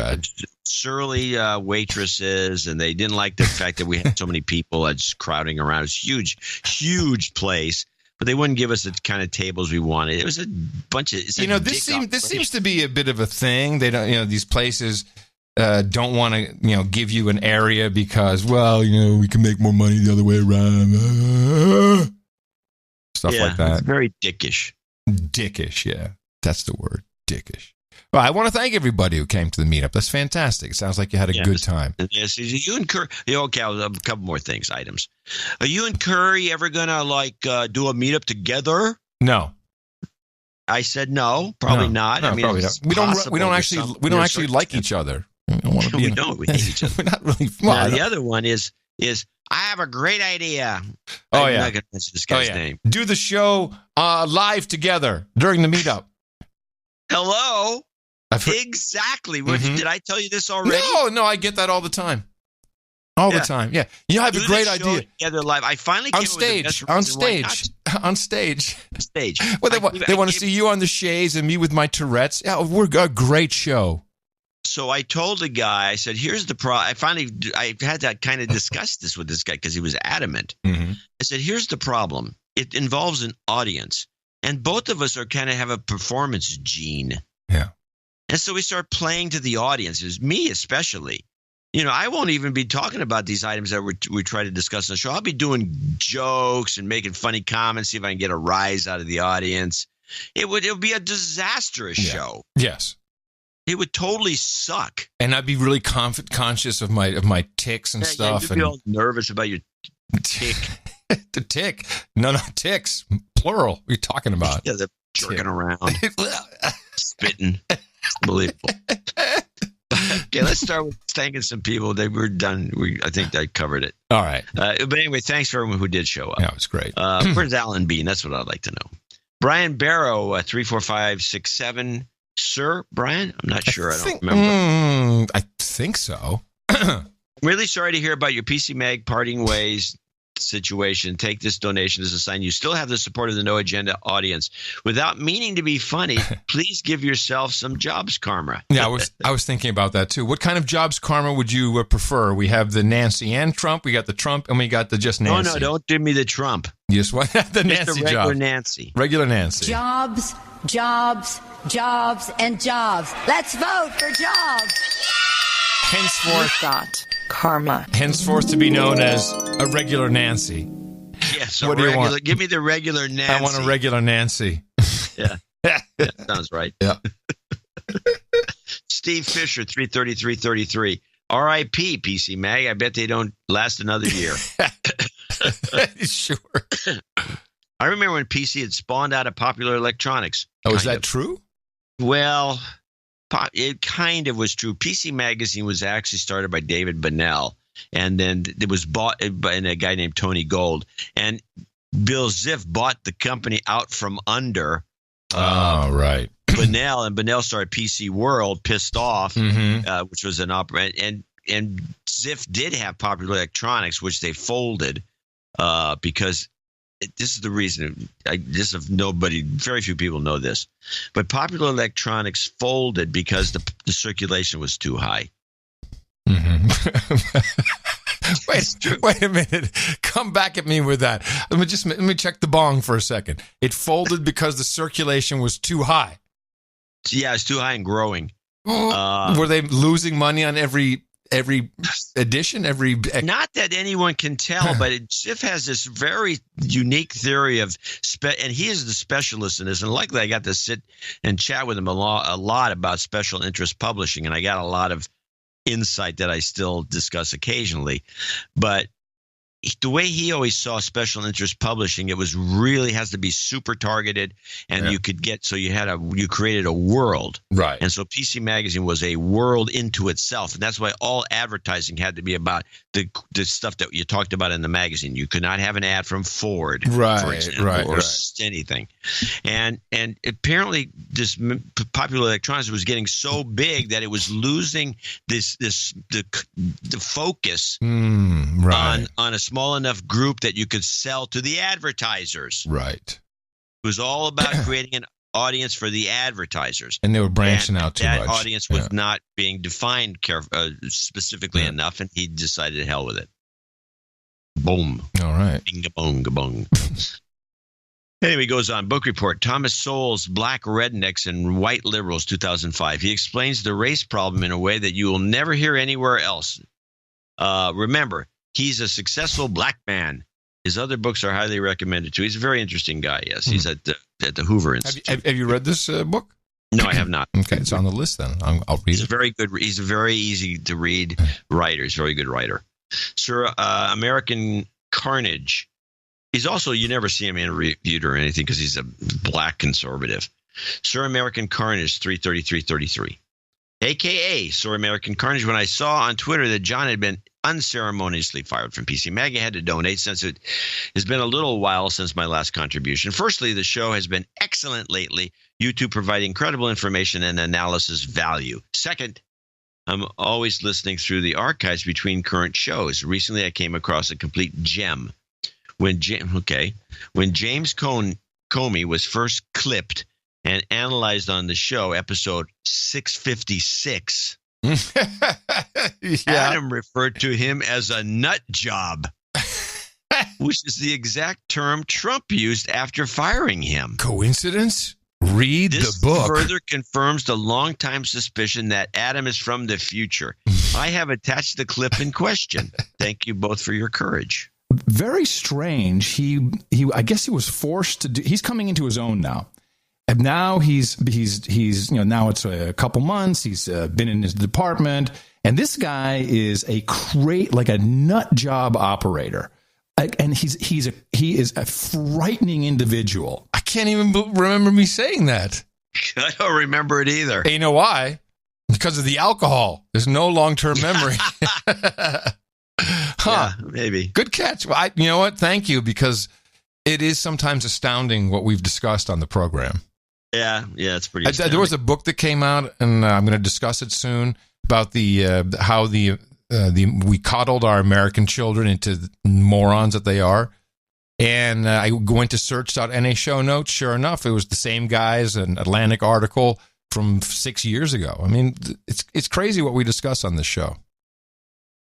I'm not going to argue. It's almost like we're being guided from cosmic sources. Yes, from the number 3, 6, and 9. Yeah. 8 should be in there somewhere too. All right, now we have one. I'm just looking it up to see if there's a note from him because there's no note on this Jonathan Wall. August 29th, is that right? What? No, this is 2014. Never mind. Are you looking through Squirrel Mail? We have a donation from Norman Walls from Kailua, Kona, Hawaii, 333. Unless that was from the last show. I'm not sure. No, I don't remember this one. Okay. Well, anyway, if he has something to tell us, he'll let us know. Right. Mark Jasper, $300. I have never been fired by a front hole. Man. That's a commentary there for you. Thank you for your courage, Mark Jasper. Yeah. Darn. Jeez. Onward to the associate executive producers. Sir Chad Biederman, the Baron of Guam, $250. Bless me, John and Adam. It's been 1 year since my last donation. I've been working on bringing down my credit card debt and had planned on mailing a check in the next few months. However, the news of JCD's departure from PC Mag drove me to act early. John is one of the few voices in the world of so-called tech punditry that actually moves past the gee whiz sophistry of great innovations that aren't great, revolutionary, useful, or benign. Let me stop you right there for a second. I have learned, and as I'm sure you have as well, we were talking about some great tech on the previous show, the new Apple Watch, which some people found a very humorous analysis. But the term complication, a complication on a watch face, comes from the traditional watchmaking world. Neither of us knew this because we're not fancy watches. But back in the old days, if there was more than just a watch with hands, like a moon or date or anything else besides just the time, is known as a complication. Well, thanks. And that's why Apple uses that. A great opportunity to rebrand, but okay. It's good enough, I guess. I'm sure the Baron of Guam appreciates that interruption. I'm sorry. I'm tired of people telling me how, but it's a good piece of information, I think. Now I know. And why would Apple use that term? See, the Baron of Guam is growing old. I mean, come on. I know. I'm tired of because I think it confuses people. I'm tired. Go back. Baron is back. Chad, here we go. I'm tired of people telling me how great a networked voice-activated microwave oven is when it only takes 2 to 3 minutes to make a bag of popcorn in the damn thing. That's Amazon. Didn't they just release a new microwave with Alexa in it? It's dumb. And did you see it? I haven't seen it. Who wants it? I think that's peak. Put your cat peak in Alexa. The microwave immediately. It's peak Alexa right there. You still have to get out of your chair to take the bag of popcorn in and out of the microwave, you nitwits. What's the benefit? Pretending you're on Star Trek? Who thinks crap like this has any utility at all? See, we've now sparked Chad can be writing some columns here. Yeah, yes, indeed. This is someone who has been influenced by your magazine. I think I believe guys like this are always this way. They just need someone to confirm their already existing opinions. Okay, well that's that's important. My belief. I think that's what the show does too. People kind of know this is going on, but they need somebody to kind of outline it for them because they got other things to do. They have jobs. And someone they can always blame later. Well, Dvorak said it. Yeah, well, that's good, too. Yeah. As you no doubt have noticed, I really appreciated John's pieces in PC Mag because they seem to be the only place where common sense would kick in with regard to Silicon Valley inventions and personalities. Luckily, we still have such insight at the No Agenda show, but only if my fellow listeners donate. Belated congratulations to Adam and Tina on their upcoming nuptials. She sounded like a keeper to me for the first time Adam mentioned her. No, she is. Total keeper. Jingle request. Star Wars from L. Sharpton. I don't know why, but that cracks me up every single time. Chad, Baron of Guam, we can give him some karma, too. He's a good guy.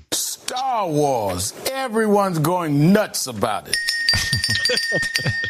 You've got karma. Yeah, it is funny. Yeah, I don't know why either, but it is. There's no reason for it to be funny. No. It's just funny. Yeah. Scott Floyd in Clayton, California, $200.30.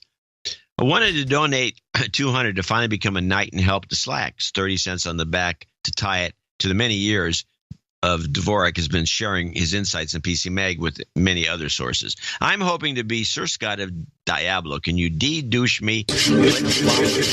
You've been de-douched. Can you play the Obama mariachi no, and resist me much? Thank you both. And sorry about PC Mag, John. Unbelievable note they sent.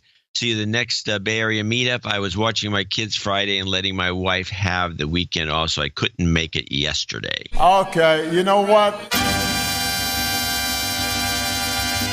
No.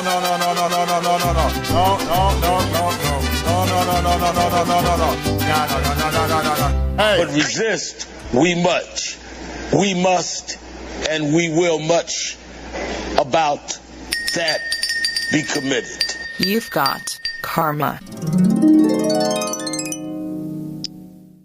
Gerald Parker is our last associate executive producer from Durham, North Carolina, $200.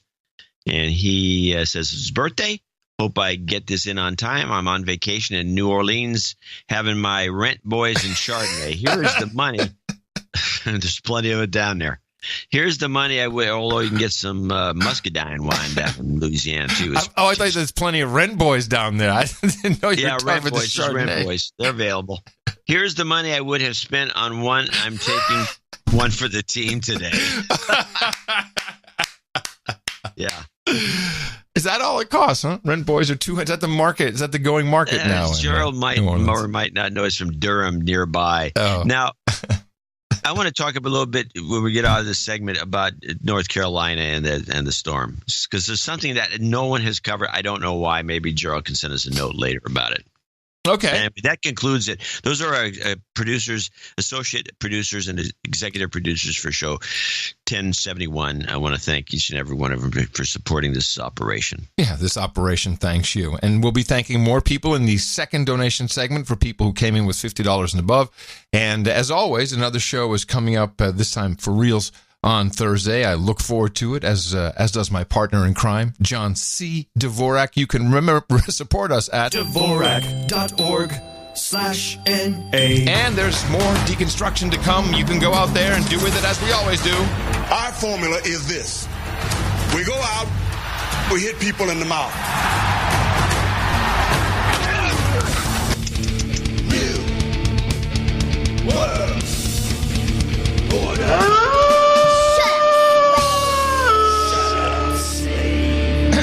So you're going to do that. I just wanted to mention I have this. Let me see. I finally got one. Where is it here? Before you go to that, I do want to mention there was one more associate executive producer at the meetup. Oh. Came in. It was like another scrunched envelope, $200 inside. Another last minute job. NJNK Anonymous.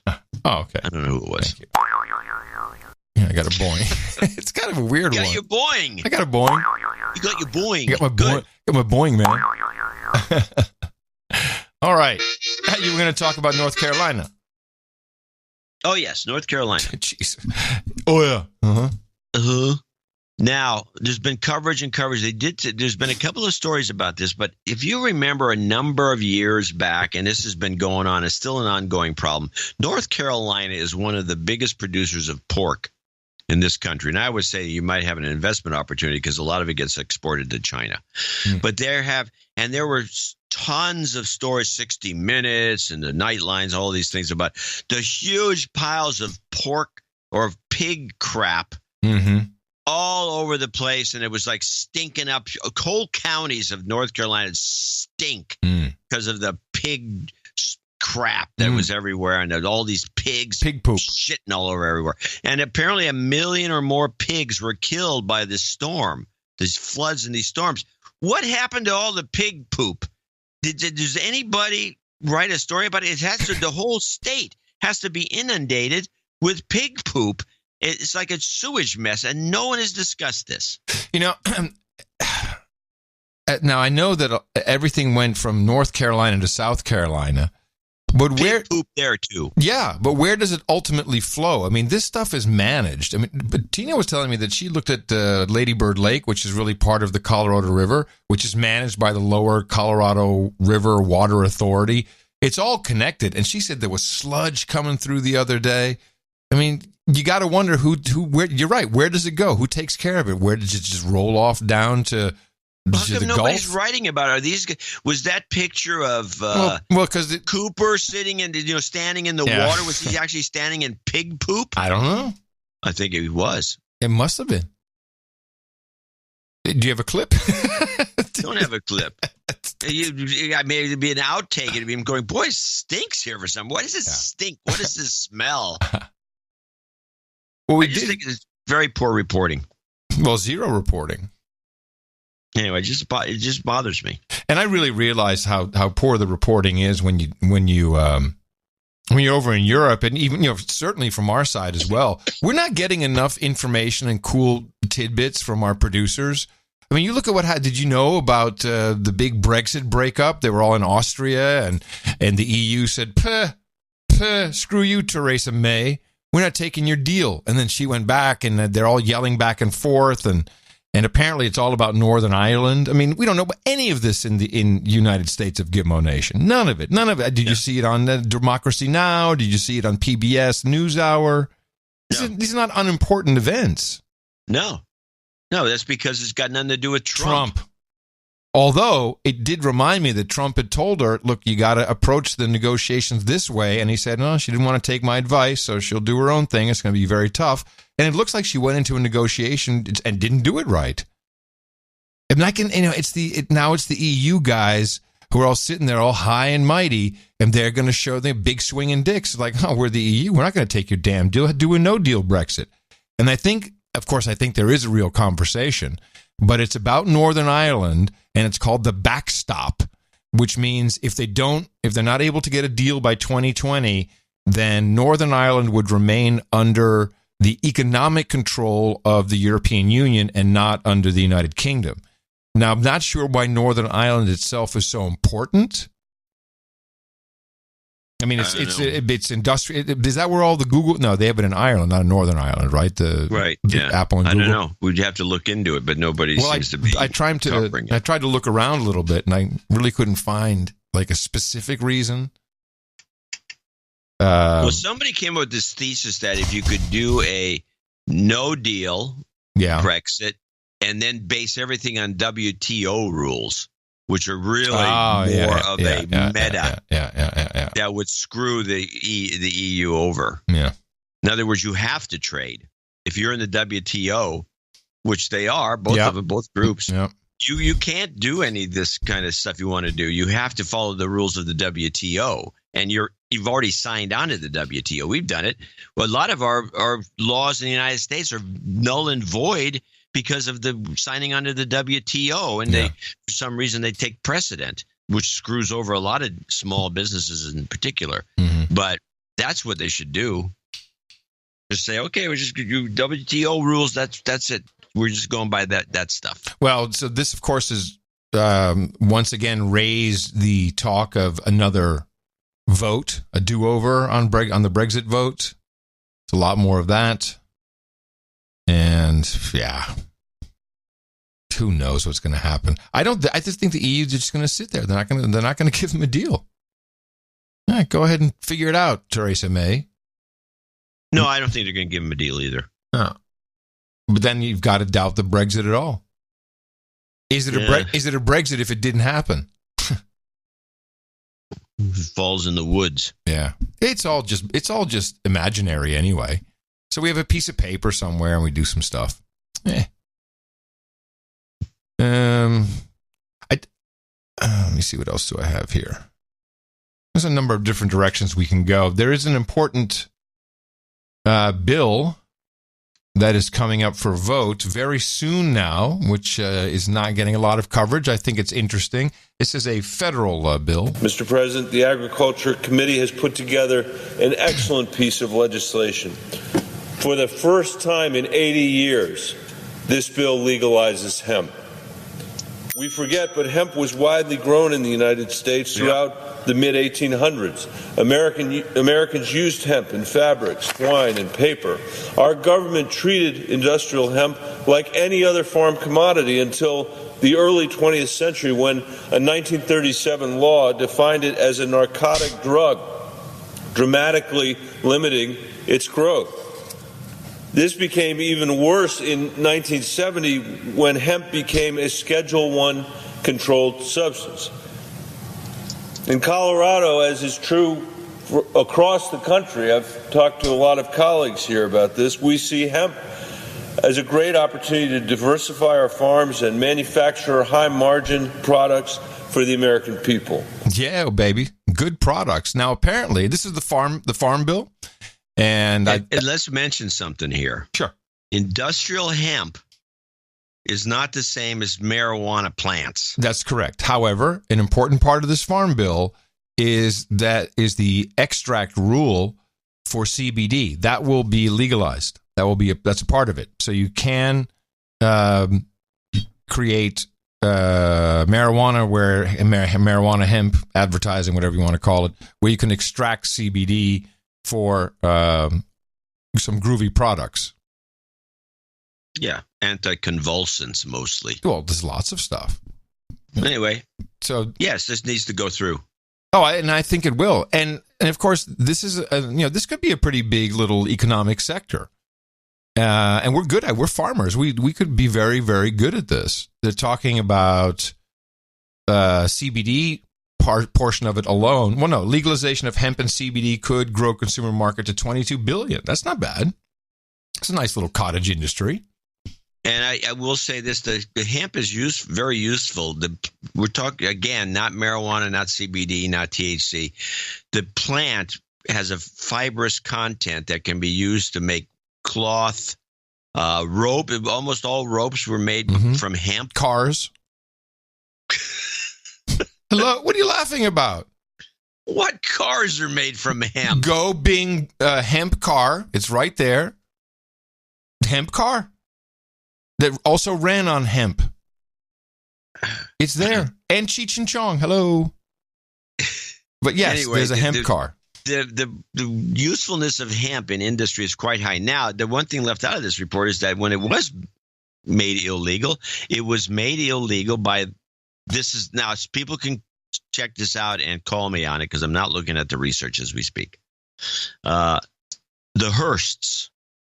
Yes, it was the Hearsts. William Randolph Hearst supposedly had a bunch of tree farms, and hemp could be used to make newsprint. And apparently, early newspapers had a high composition of hemp. I don't have this information in front of me. I've heard this as well. I've heard that this was the beginning, heard it, but I'm not sure. And that's when they started printing stories about Mexicans who were high on the marijuana weed and were freaking out and were coming here to rape our women. Now that was the Reefer Madness era. Yeah. And so they made the whole hemp plant, which is not in our these industrial hemp plants, which are huge, can be used to make ethanol. I know that. Yep. Probably more efficiently than corn, and they can be used to make paper and all these other products that come from this plant. But supposedly Hearst was behind the abolition movement, or one of the guys, and worked out for him. Yeah, well, it's going to work out for us because that's another sector that we can enter into and tax the hell out of, which is just like, oh, man, I love this story. What a statistic. This is from CNBC. New research on teen vaping shows that about 20% of high school students have used e-cigarettes in the last 30 days. The number has soared 75% from a year ago, 75%. Great. That is according to a Wall Street Journal story citing unpublished federal data. By the way, they're saying this, the whole read here is with, oh, geez, it's horrible. These children are vaping. I mean, is he a doctor? Does he have a medical opinion on this? I mean, he certainly has an agenda. He's like, oh, God, it's so, the children. FDA Commissioner Scott Gottlieb is considering a fast-track review process for e-cigarettes that include features that discourage use by kids. The FDA announced a historic crackdown on e-cigs last week, threatening to ban some products like flavored nicotine that appeals more to kids, like cucumber. I saw peach, I saw mango, cherry. There is something to be said about the oral. What? She sounds hungry. Well, she goes, "Oh, mango." I want to point out that that you create regulations for one reason and one reason only. Right after regulation comes taxation. I mean, this is so obvious, but they're like, "Oh, save the children" or some crap like that from your financial news station, by the way. Fixation. Yeah, but if you're selling, I mean, it's one thing if you're selling it to try and help smokers kick an addiction. You don't need all these generating new nicotine addictions. A delivery system to generate new nicotine addictions just doesn't. And you don't know what it does to their lungs, as FDA commissioners constantly said. Delivery system through the drugs or through the lungs is not a way that he would ever suggest you. No, through the nose. That's how we should do it. You get your intake of anything. You're right, Liesman. I want to outlaw vaping. I'm turning into a big government regulation person. We're switching that and the tariffs and all that stuff. I know. It's upside down. Anyway, become a hardcore, big time government. Like me and Elizabeth Warren. I am. Anyway, exactly. Two ends they bend. They meet. Space time. Space time continuum. Stephen Hawkins. Yeah. All right. Companies feared that. Are they high? What are they talking about? I mean, this is the weirdest segment. It's like they can't make up their mind if it's good or bad, or it's like the tariffs, or do we need this now? And children shouldn't. It's good if you're trying to wean people off smoking. How about a whole new category of drug? I mean, this is another taxable moment here. This is fantastic. Get on board, people. Mandatory FDA reviews would slow down innovation, but the FDA now says it will help companies get new products to market quickly if they discourage use by kids. Among the possible solutions that has been proposed, making the devices Bluetooth compatible so they can be disabled near schools. Because that's where the kids are doing all the vaping. This is fantastic. You get the kids hooked on the vape. And, of course, we're going to legalize the nicotine part because that's the way it works. Now, we've cut out all the young guys like Dexter. Dexter had his own. He still has his vape, his e-liquid company, doing really well. But it's going to get cut out eventually because you'd have to pay $1 million per flavor to get it approved. You get all the kids jacked up on it. They're going to school. You got Bluetooth controlled. So it's like, slave in seat number 5. If you have the answer right, I'll turn on your vape. And they go, thank you, teacher. This is a setup for these children. So in the school zones. Plus, and it's all converging. You marijuana vape, too. That's what people use the oil. Now you're talking. Now, is that good or bad? Because it gets rid of, if we're going to legalize marijuana, you might as well try and do it without the tar and the carcinogens. Lots of ifs. Lots of ifs. And then the smoke coming out of their ears on this question. Yes, it's all part of it. I mean, that's the beauty of it is you can be vaping, you can be dabbing, and no one will really know. Yeah, exactly. I'd know. But 75% increase in vape, and believe me, it's not just kids vaping cucumber nicotine. All right. Well, thank you for that report. Little report for you. Can we go to Beto? Yeah, I've been one mention to do. Beto. A couple of things about this guy. Now, I don't know. I've heard him talk enough that I think he's trying to sound like Obama. He's kind of doing yes. And he's even being compared to Obama. We had that in our last report. Well, it's because he's using Obama's cadence. Yes. Now, there's a very short clip. I don't have the whole thing. I had the whole thing. It's boring. So I got just a piece of it. This is him in a black church, and he's using as one of his items is that woman that I don't even know if she wasn't a white girl, but she's the one who went into the black guy's apartment below hers and shot the guy to death. Yeah, she's white cop. Yeah. She's white. I thought she was. She looks Hispanic to me. Oh. It's beside the point. She's a cop, and she went and shot this guy to death. And, this is a sketchy story. Everybody knows. What is this? Maybe it was a jilted lover. We don't know. The story's never been fully realized, so we don't care. But this guy's in a black church getting everybody all riled up. And tell me, just listen to his cadence. He's not trying to be Obama in a black church. In this very year, in this community, that a young man, African American, in his own apartment, is shot and killed by a police officer. And when we all want justice and the facts and the information to make an informed decision, what is released to the public? That he had a small amount of marijuana in his kitchen. How can that be just in this country? Yeah, totally. What was wrong with him? If we can find that grace, anything is possible. Yeah. If we can tap that grace, everything can change. Yeah, it's taken a little bit from Martin Luther King. Yes. Yeah, Martin Luther King narratives. Yeah. And also, this guy's playing this. Also, I saw him, a video of him at the drive-thru, Whataburger drive-thru, which is big in Texas, or Whataburgers. And he was doing air drums in the car. You know, all hip and stuff. There's nothing more pathetic. He's hip guy. It's nothing more pathetic than a white guy doing air drums at a Whataburger drive-through. Yeah, man, watch me. It's like the scene in the couple scenes in Office Space where the guys. Yeah, it was bad. Listening to rap. Very, very, very. Yes, exactly. It turns sad.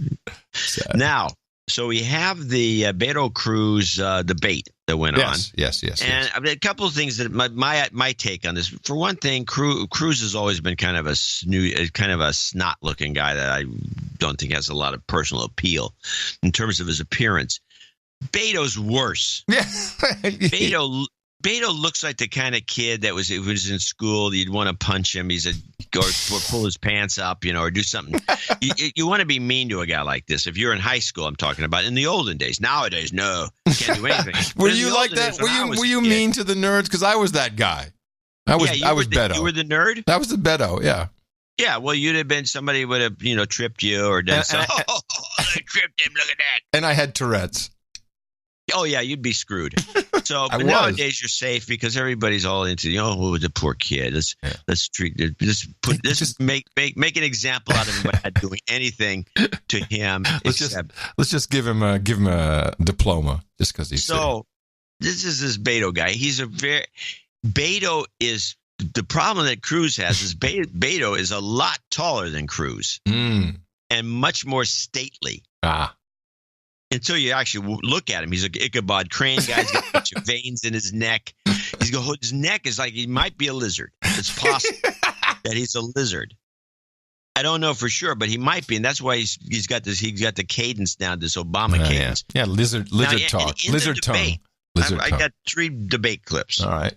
I got the clip that I picked up early, which is the 2 of them bickering, and then I have 3 others, but. Here's what you have to remember: a couple of things. Cruz was a borderline professional debater.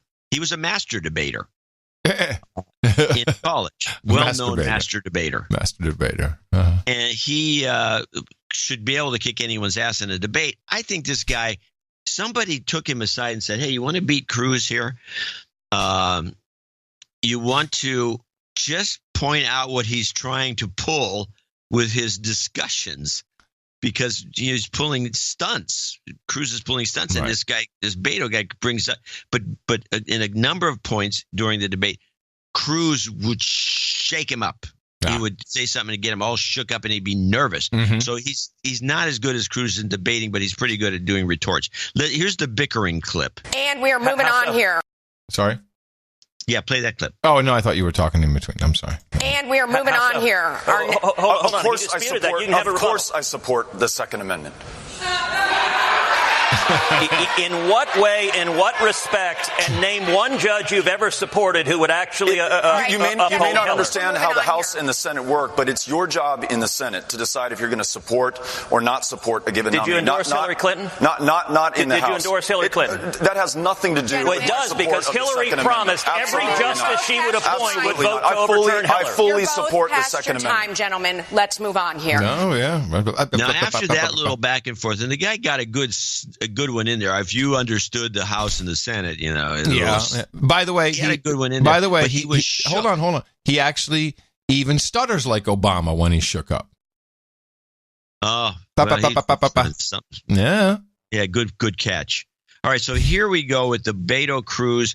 Beto's talking about all the blacks in prison. He's trying to appeal to the black vote in Texas. But he's kind of one of those guys. I don't know if the black voter would – I mean, they like to hear him going on, but he's got this really smarmy quality that I don't know if blacks really – I don't think they like Cruz either. I just don't think they're going to come out and vote for either one of them.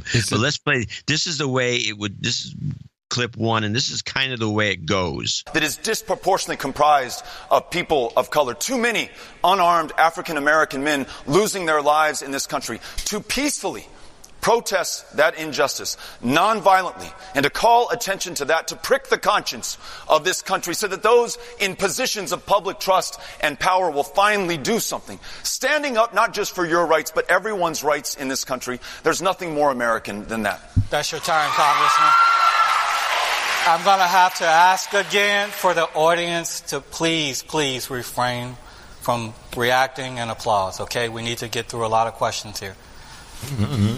Senator Cruz. You know, Congressman O'Rourke gave a long soliloquy on the civil rights movement. And I'll tell you, one of the reasons that I'm a Republican is because civil rights legislation was passed with the overwhelming support of Republicans. And indeed, the Dixiecrats who were imposing Jim Crow, the Dixiecrats who were beating those protesters were Democrats. And that's one of the reasons I'm proud to be a member of the Party of Lincoln, a member that stands for equal rights for everyone, regardless of what race, what ethnicity. Every human being is a creation of God that our Constitution protects. But nowhere in his answer did he address the fact that when you have people during the national anthem taking a knee, refusing to stand for the national anthem, that you're disrespecting the millions of veterans, the millions of soldiers and sailors and airmen and Marines that risk and fight and die to protect that flag and to protect our liberty. And to be clear, everyone has a right to protest. You have a right to speak. But you could speak in a way that doesn't disrespect the flag, that doesn't disrespect the national anthem. And I'll tell you, those civil rights protesters would be astonished if the protests were manifesting and burning the flag.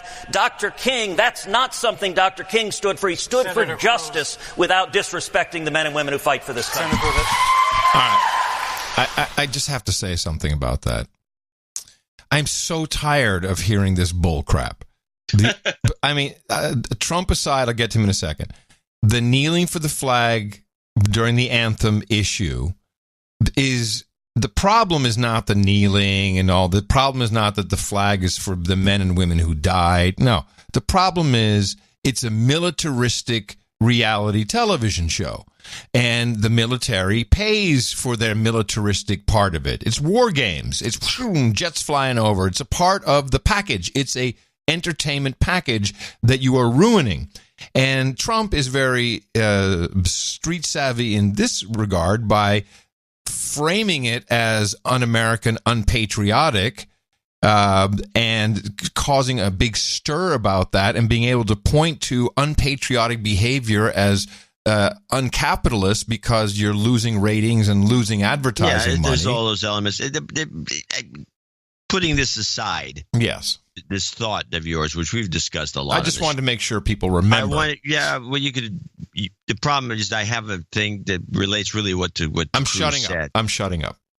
What Cruz did, he went through he did his debate thing, and he went after the guy, and he did this and he did that. Now I'm going to play Beto's retort to what Cruz said specifically, not to the issue at all, because he doesn't address the issue.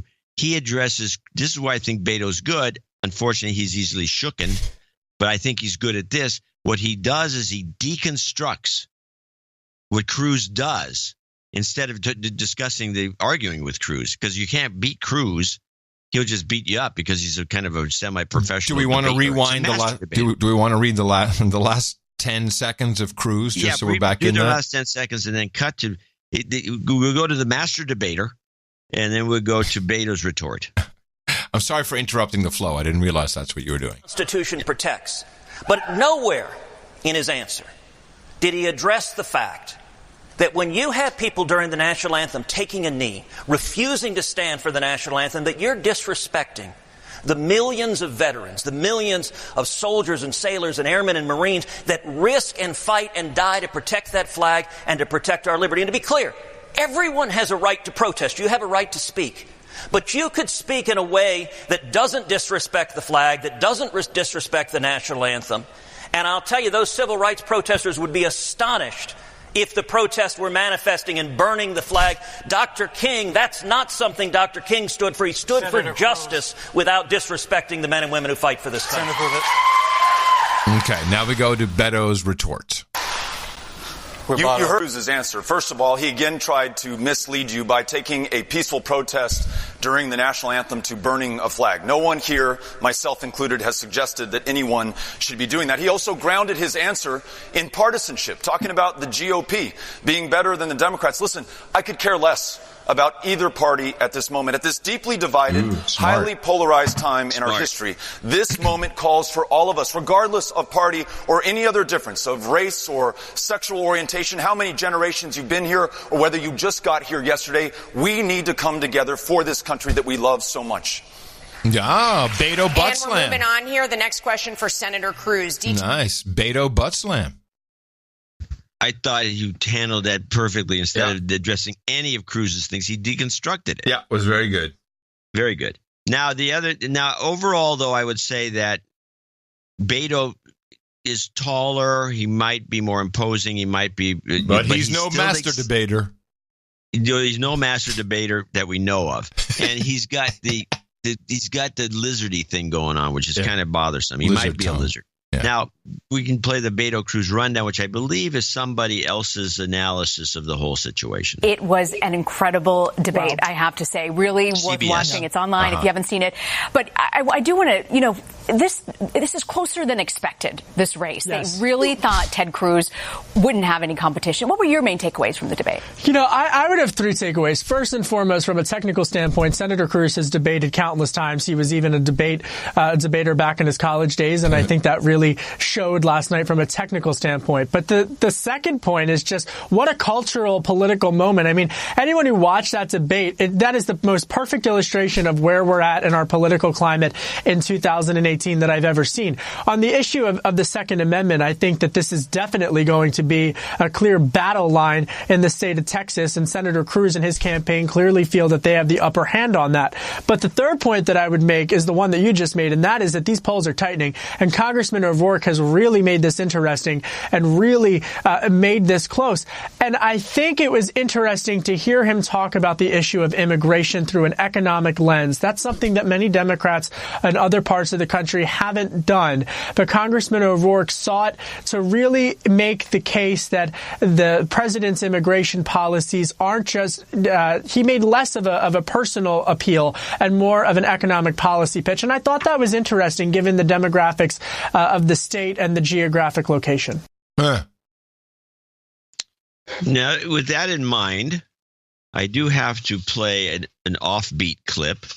This is not talking about, Beto didn't go on with, they're separating the moms from the kids and all this thing. That, which is apparently such a big issue that it even shows up in Ireland. And I have a Nigel Farage clip. Okay.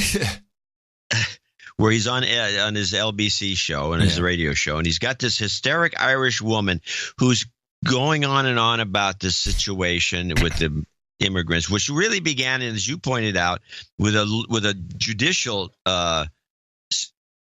an edict in the 90s that required the separation of the parents from the children at the border for some particular reasons. That it's been going on throughout the entire Obama administration, but everyone makes a scene about it. So it's all Trump's fault. But listen to this is the problem that the Democrats have is the hysteria. This is Nigel versus the hysteric Irish woman. And Donald Trump, he's a dirty rat putting those little children in cages. What kind of human being does that? Someone related to Hitler does that. May, what he's doing is sending a message, don't try to come to America illegally. And it does look extremely tough, I agree with you. But May... They're dudes, but don't do that to little children. God forgive him. That is a terrible, terrible thing he's doing, ripping children from their mothers and putting them in cages. What kind of... what kind of people do that? Well, the alternative, May, is to do what... Children. May, the alternative is to do what Mrs. May, to do what Mrs. Merkel has done, and to say anyone can come that wants to come. I mean, do you see this is the great issue, May, that is dividing politics right across the West? It's how we deal with our borders. It's how we deal with refugee seekers. It's how we deal with illegal immigration. And his message... Nigel, you don't treat people like that. For God's sake, you don't treat people like that. Oh, won't somebody please think of the children? Yeah, that was sad in so many ways. I mean, this woman believes the reporting and thinks that Donald Trump personally is ripping children away from their mothers. He's standing there doing it jamming them into a cage. Oh, my goodness. Well, all right, then I had a Beto clip, but forget that. I'm going to play my clip from a black woman in Pasadena at a city council meeting who is very happy with ICE and what they are doing, and her plight is just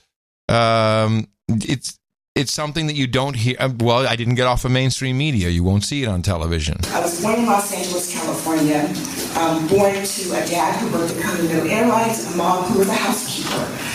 My family background is that I'm descendants of slaves. We've been here since the 1850s, and I can trace it back to that. We did our family tree.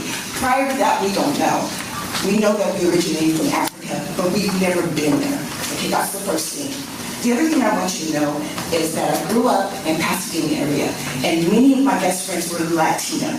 Okay, there's a huge population, but they were Chicanos, and they loved blacks. There was no problem. The reason I say this to you, and the reason why it's so important right now, is because I left to go to Texas and came back and was being harassed by illegal immigrants, not Chicanos, Mexicans. They were following me. They were looking at me like, what are you doing in Pasadena? That's how much that border had opened up.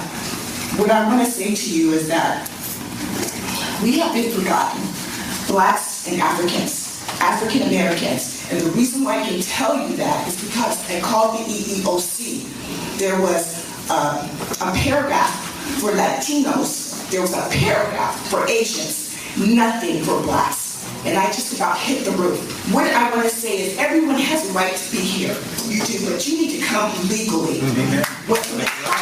Hey, can you actually hear this? Because it seems a little hard to hear from me at the moment.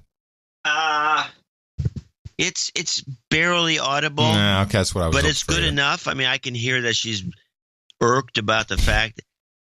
I'm hearing this message from more than one person. She's like one of many, and blacks saying, "Hey, what about us?" And this EEOC, hey, Democrats, you haven't done anything for us. You're not even trying to do something for us. You're making it worse. Yeah, and the EEOC thing is also, I didn't realize that African Americans no longer are part of the equal opportunity movement in California.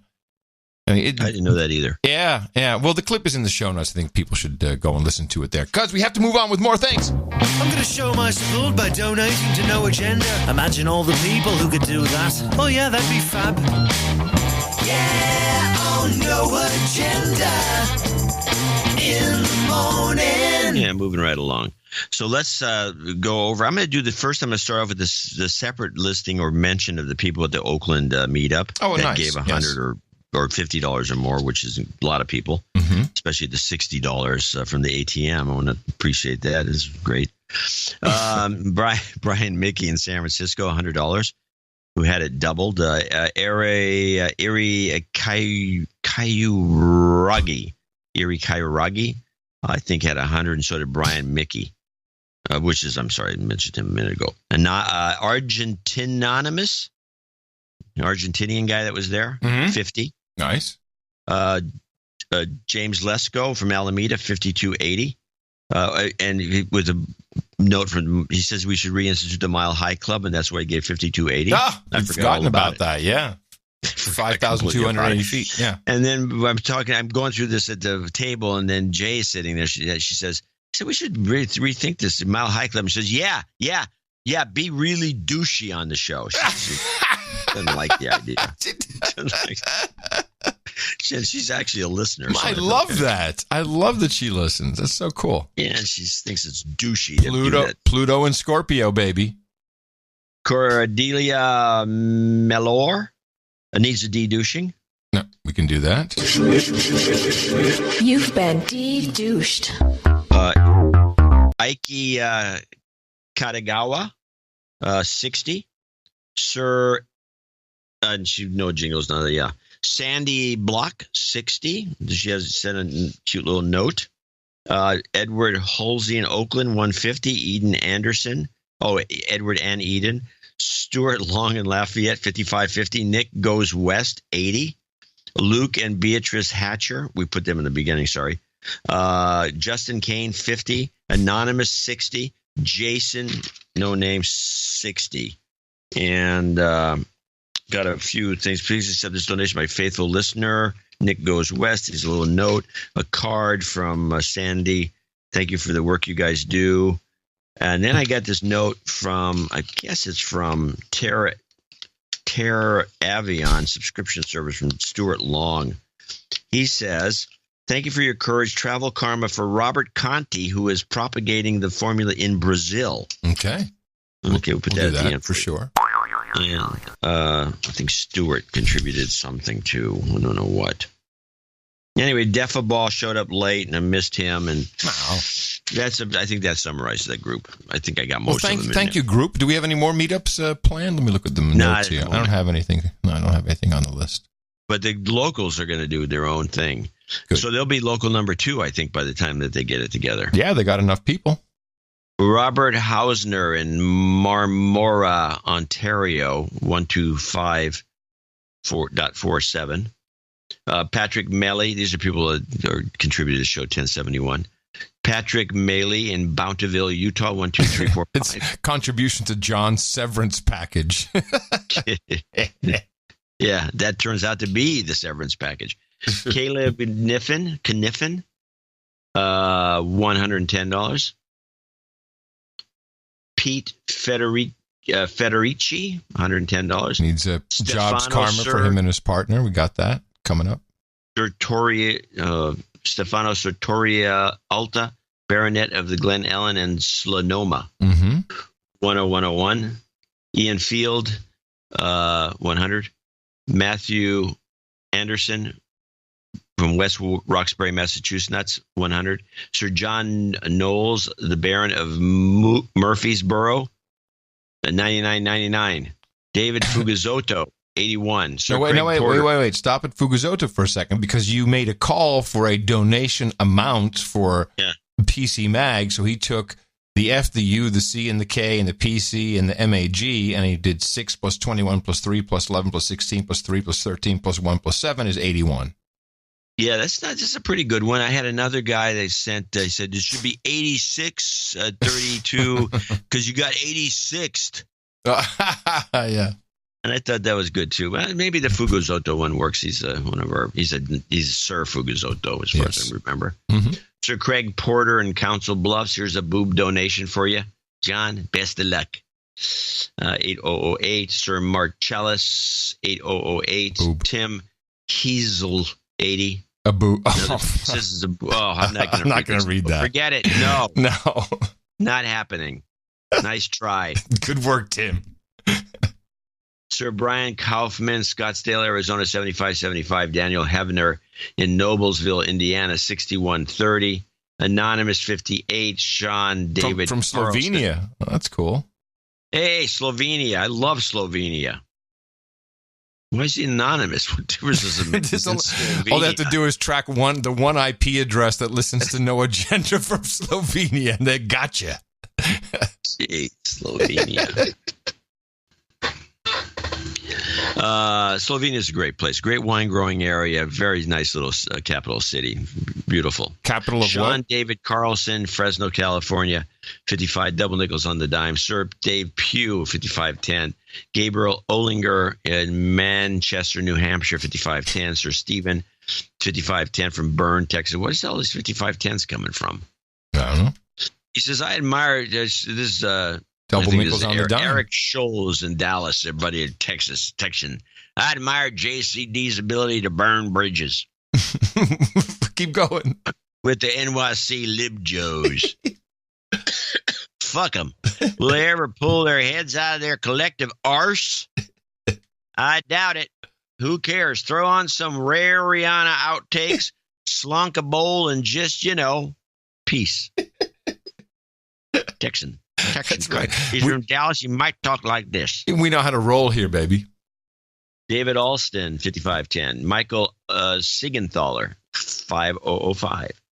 Alexa Delgado, 50. And Aptos, and these are all following our 50 donations. Name and location, if applicable. Dave Bozeman, he goes on about, he says he's never going to read PC Magazine again. That's what, No, of course not. I'm never reading them again either. Screw those guys. You don't read them now. No, I barely read your column. Yeah, barely. Oh, that might be interesting. I'll try looking at that. No, only if I caught a tweet. If I caught a tweet, I'd read it. Zachary Hanslick. Ryan William Bryant, who in Spartanburg, I think he may be a Sir, South Carolina. He has negative comments about PC Mag. Daniel LeBoy in Bath, Michigan. Patrick Maycom, Sir Patrick in New York City. Sir Chris of the Vortex Ring State in Sir Island, Washington. You don't want to be in a vortex ring with your helicopter. No, not, but he's there and he's saving the day. He's 50 as our last guy, and that will be our producers for show 1071. I want to thank each and every one of them for helping us out. Yes, and of course, thank you to everybody who came in under $50, which anonymous. Sometimes someone who lives in Slovenia would want to give their name, but they want to be anonymous anyway, so they'll give under 50. We had a guy at the meet, Ben Anonymous. Yeah, who I think he gave 50 or 60, but he says he's the guy. Now I think this is wrong. I think this is a mistake. I don't think this is true. He says he's the only dude named Ben. No, I'm sure we have more. I think most people named Ben are dudes named Ben. Yes, because if your name is Ben, you really don't have a lot of choices in life. And if you're a man. Yeah, because that you never know. Being a guy working on machines, computers. Yeah. Ben, dude named Ben. So we thank everybody who came in under 50. You're on our layaway programs and our subscriptions to sustaining donations. They are very important. We appreciate it. And thank you very much. And keep the checks coming. We need to make sure we have a good check flow. In case PayPal pulls the plug like they apparently did on Alex Jones. Yeah. I'm looking into it to see why they did that, because we've had nothing but good luck with PayPal. So they've actually been, except for the Unibyte encoded stuff, everything else have been pretty decent with them, and that is a problem. But it's not much of a problem. But, I mean, you've got it's. But they also remember they cut, didn't they? Was it MasterCard or PayPal as well? Then they cut off WikiLeaks. I think it was PayPal, wasn't it? I don't know. Yeah, I'm pretty sure. So, yeah. But that's crazy. What would you do if you're running the company and the government comes in? The CIA guy comes in. Support InfoWars, free speech, man.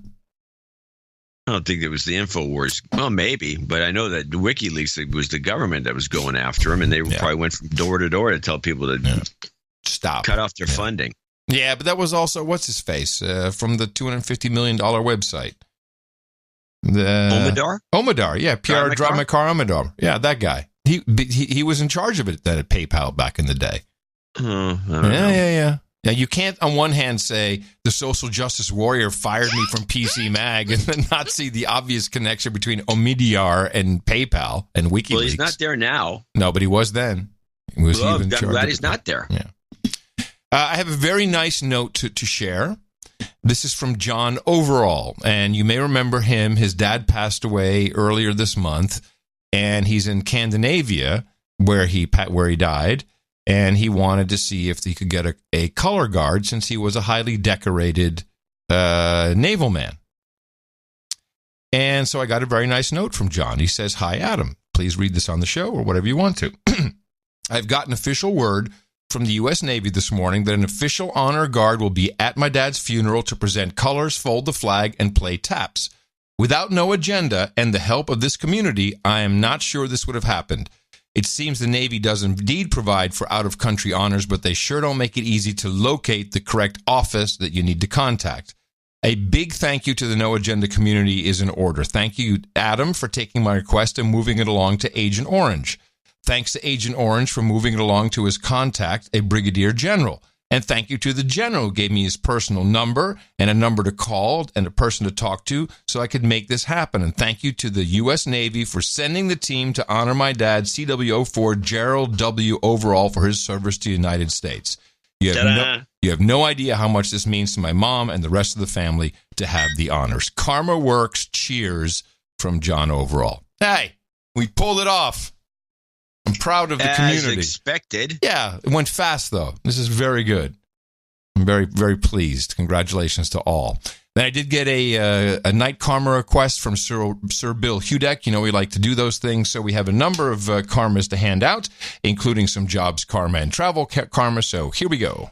Jobs, jobs, jobs, and jobs. Let's vote for jobs.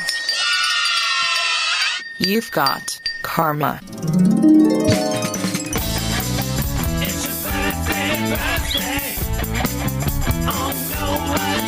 And here's our list for today. It is the 23rd of September, 2018. Gerald Parker celebrated on the 20th. Buzzkill Jr. celebrated on the 22nd. Definitely one of those Pluto and Scorpio kids. And we also say happy birthday to our very own Sir Bemrose, who manages so much of the back office and makes sure everything runs in the data center. And we say congratulations to him. He turns 41. Happy birthday from everybody here at the best podcast in the universe. It's your birthday, yeah. So nice for Sir Bemrose. Buzzkill Jr. in there? You didn't hear me say it? Yeah, he celebrated yesterday. I said the Pluto from Scorpio kid. Yeah. I was looking through the No, the correct answer is you were looking for your blade. Looking for your blade. I was looking for my blade, and I found it. Nice. Scott Floyd, step on up to the podium here. Scott, you have supported the best podcast in the universe, the No Agenda Show, in the amount of $1,000 or more. That means you get to join our elusive and exclusive Luke's Roundtable of the No Agenda Knights and Dames. And I hereby am very proud to pronounce the Sir Scott of Diablo. For you, my friend, we have Hookers and Blow, Rent Boys, and Chardonnay. We've got bourbon and bong ribs, cold brew, coffee and cannabis, Dr. Pepper, and a quick handy rabbit meat and goat milk, Dame Elise's limoncello and salmon, Pog and Poise, Steel Reserve, and Black Miles. We've got breast milk and pablum, ginger ale and gerbil, sparkling cider and escorts, bong hits and bourbon, vodka and vanilla, geishas and sake, Rubenesque women and rosé, and of course, mutton and mead. All of that for you here at the round table, and make sure you collect your ring by going to noagendanation.com/rings and have good old Eric the Shill get your ring size, and we'll take care of all of the rest. And thank you for supporting your No Agenda show. I have a couple of notes and also a very interesting bill that popped up in California, your neck of the woods, regarding the scooters, the electric scooters, the dockless motorized scooters. There should be some pictures floating around. I hope somebody sends it to me of the scooter that we had at the meetup. Somebody stole it off the street and brought it into the bar, and he got me to pose with it. I haven't seen that one yet. Well, Lime Bikes, who I believe has an investment from. Then this is not a bicycle. It's it's the scooters, the little. Yeah, that's scooters. What this was too. This is a bird. Oh, it's a bird. Well, I think Lime has an investment from Alphabet. So there was a lot of lobbying going on for a new law for motorized scooters. And it was signed into law on the 19th by Jerry Brown. And they did something very interesting. See, one of the issues with this program is they want a couple of things to be law and a couple of things not to be law. And I have to give props for all these companies and their uber ramrod approach. Just flood the cities with these things without asking any permission, without doing any real legwork. Then, or at least not apparent. Then get everyone hooked on it. The kids love it. Of course, older people like me, white cis males, we don't have smartphones, so we can't participate in this revolution, this mobility revolution. Yeah, it's a revolution. It's a revolution. I think we had these when I was a kid. I'm surprised they don't have me put a bunch of these where you have like a 2x4 with two roller skate heads at either end and a wooden box and then some. It's like a box. Yeah. Well, so now regulation is starting to come in, but there's a lot of lobbying. And there's a number of things that you don't want as a mobility company. There's some laws you do want and some you don't want. Now, the good news is that across the board, but even in this new bill in California, which is Assembly Bill 2989, there it does say you may not operate a motorized scooter upon a sidewalk, except as may be necessary to enter or leave an adjacent property. So I like that. You may not leave a motorized scooter lying on its side on any sidewalk or park a motorized scooter on a sidewalk in any other position so that there is not an adequate path for pedestrian traffic. So those are all good. But what you do not want at any time is a law that forces people to wear a helmet. I would say that's the number one problem because, your usage will go down immediately. Oh, yeah, because who's going to walk around with a helmet all day? Exactly. So we needed that. Which kind of goes contra to the news reports of people being hit and dying with their heads splitting open.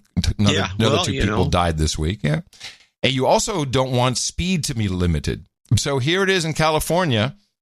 This new law, this bill would permit a local authority to authorize the operation of a motorized scooter on a highway with a speed limit of up to 35 miles an hour. Oh, my God. Yes. And then this is the tricky one. The bill does require the operator of a motorized scooter to wear a helmet only if the operator is under 18 years of age. So this is beautiful because you also need to have a valid driver's license or instruction permit. They lowered, I didn't even notice that. They lowered that to instruction permit. So if you're over 18, you don't need a helmet and, you'll be able to drive up to 35 miles an hour on these things. Go for it. Take yourself out of the gene pool because that's what's going to happen. That's what you're going to be doing with the product that has those little wheels and it has inadequate braking at that speed. Oh, they have a braking requirement. Yeah, well, you'll brake. Do you want to hear it? It's going to stop on a dime. Oh, no. Yeah, you need to hear the definition of the braking requirement. Okay. The motorized scooter, you may not operate a motorized scooter unless it is equipped with a brake that will enable the operator to make a braked wheel skid on dry, level, clean pavement. That's the brake requirement. The brake requirement means you have to be able to skid? Yes, on dry, level, clean pavement. So it just locks the wheel. I've never heard of something so bizarre. That's pretty weird. That's your braking requirement. So it just locks the wheel. Yeah. Well, that's not going to stop you. If you're doing 35 with those little wheels, you're going to skid about, I don't know how many feet you're going to go, but it's not going to be. Blow a tire. If I were you, I'd jump off. I'm just saying, that's the law. Well, good work, Alphabet. You've made the world a little bit safer. So when I went to the meetup, there was a bunch of these scooters flying around Oakland. Unbelievable. Well, while we're on the topic, because of course this is happening in Austin, I am boots on the ground in the middle of this, and I have to say, Tina picked me up at the airport, and we were driving back into downtown, and I thought there were more. I think it looks like there's more of these damn things. It's just they're zipping all over the place. I said, I can see it, I can feel it. In 2 weeks. So I have to go out and investigate. I'll find out by tomorrow. I'll know if they've dropped more in here. But got a note from Bill. He says, quick perspective I thought you might find interesting. He's from California, from Silicon Valley, I believe. I was back visiting Austin this past weekend. I'm an Austin native and have been living away for the past several years. And started chatting with several of the tech workers that have flooded the city while I was out one night. They remarked to me that while they're living and paying taxes in Austin, they don't see Austin as their city or as home. Instead, they see themselves as long-term tourists, just there to have some fun for a few years, then back home to California. To me, that summed up how things have changed over the last few years. The city has been flooded by a group of people who refuse to invest themselves into it and just see themselves as tourists. This is the same. So the effect will be the same as you see in a big concert on the grassy area in one of the big parks. And when the concert's over, you look back and it's filled with garbage and litter and half-eaten hamburgers. And the place is an outrageous mess. There's Austin coming up. Yep. Yeah, that's it. If you don't care, you're in the city. This is great. Just throw stuff over your shoulder. And you're right. They don't have respect for the city. That's a good point. That's why they don't care about throwing the dockless scooters around and riding over the streets. You locals. You dumb Texas hick. Yeah, you're a dumb Texas hick. Yeah. That's the way Californians are. Wow. Take it from me. Wow. That's a good point. That was a good observation. Yeah, it's a good one. Yeah. I got a note from Nathan. He's a teacher. And he was listening to Thursday's show about the climate conversation. Yeah. He says, man, the climate conversation had me rolling. I'm a teacher at a new high school in Washington, the Vashon High School. And he said it was okay for me to mention this, which is a very small, politically left town.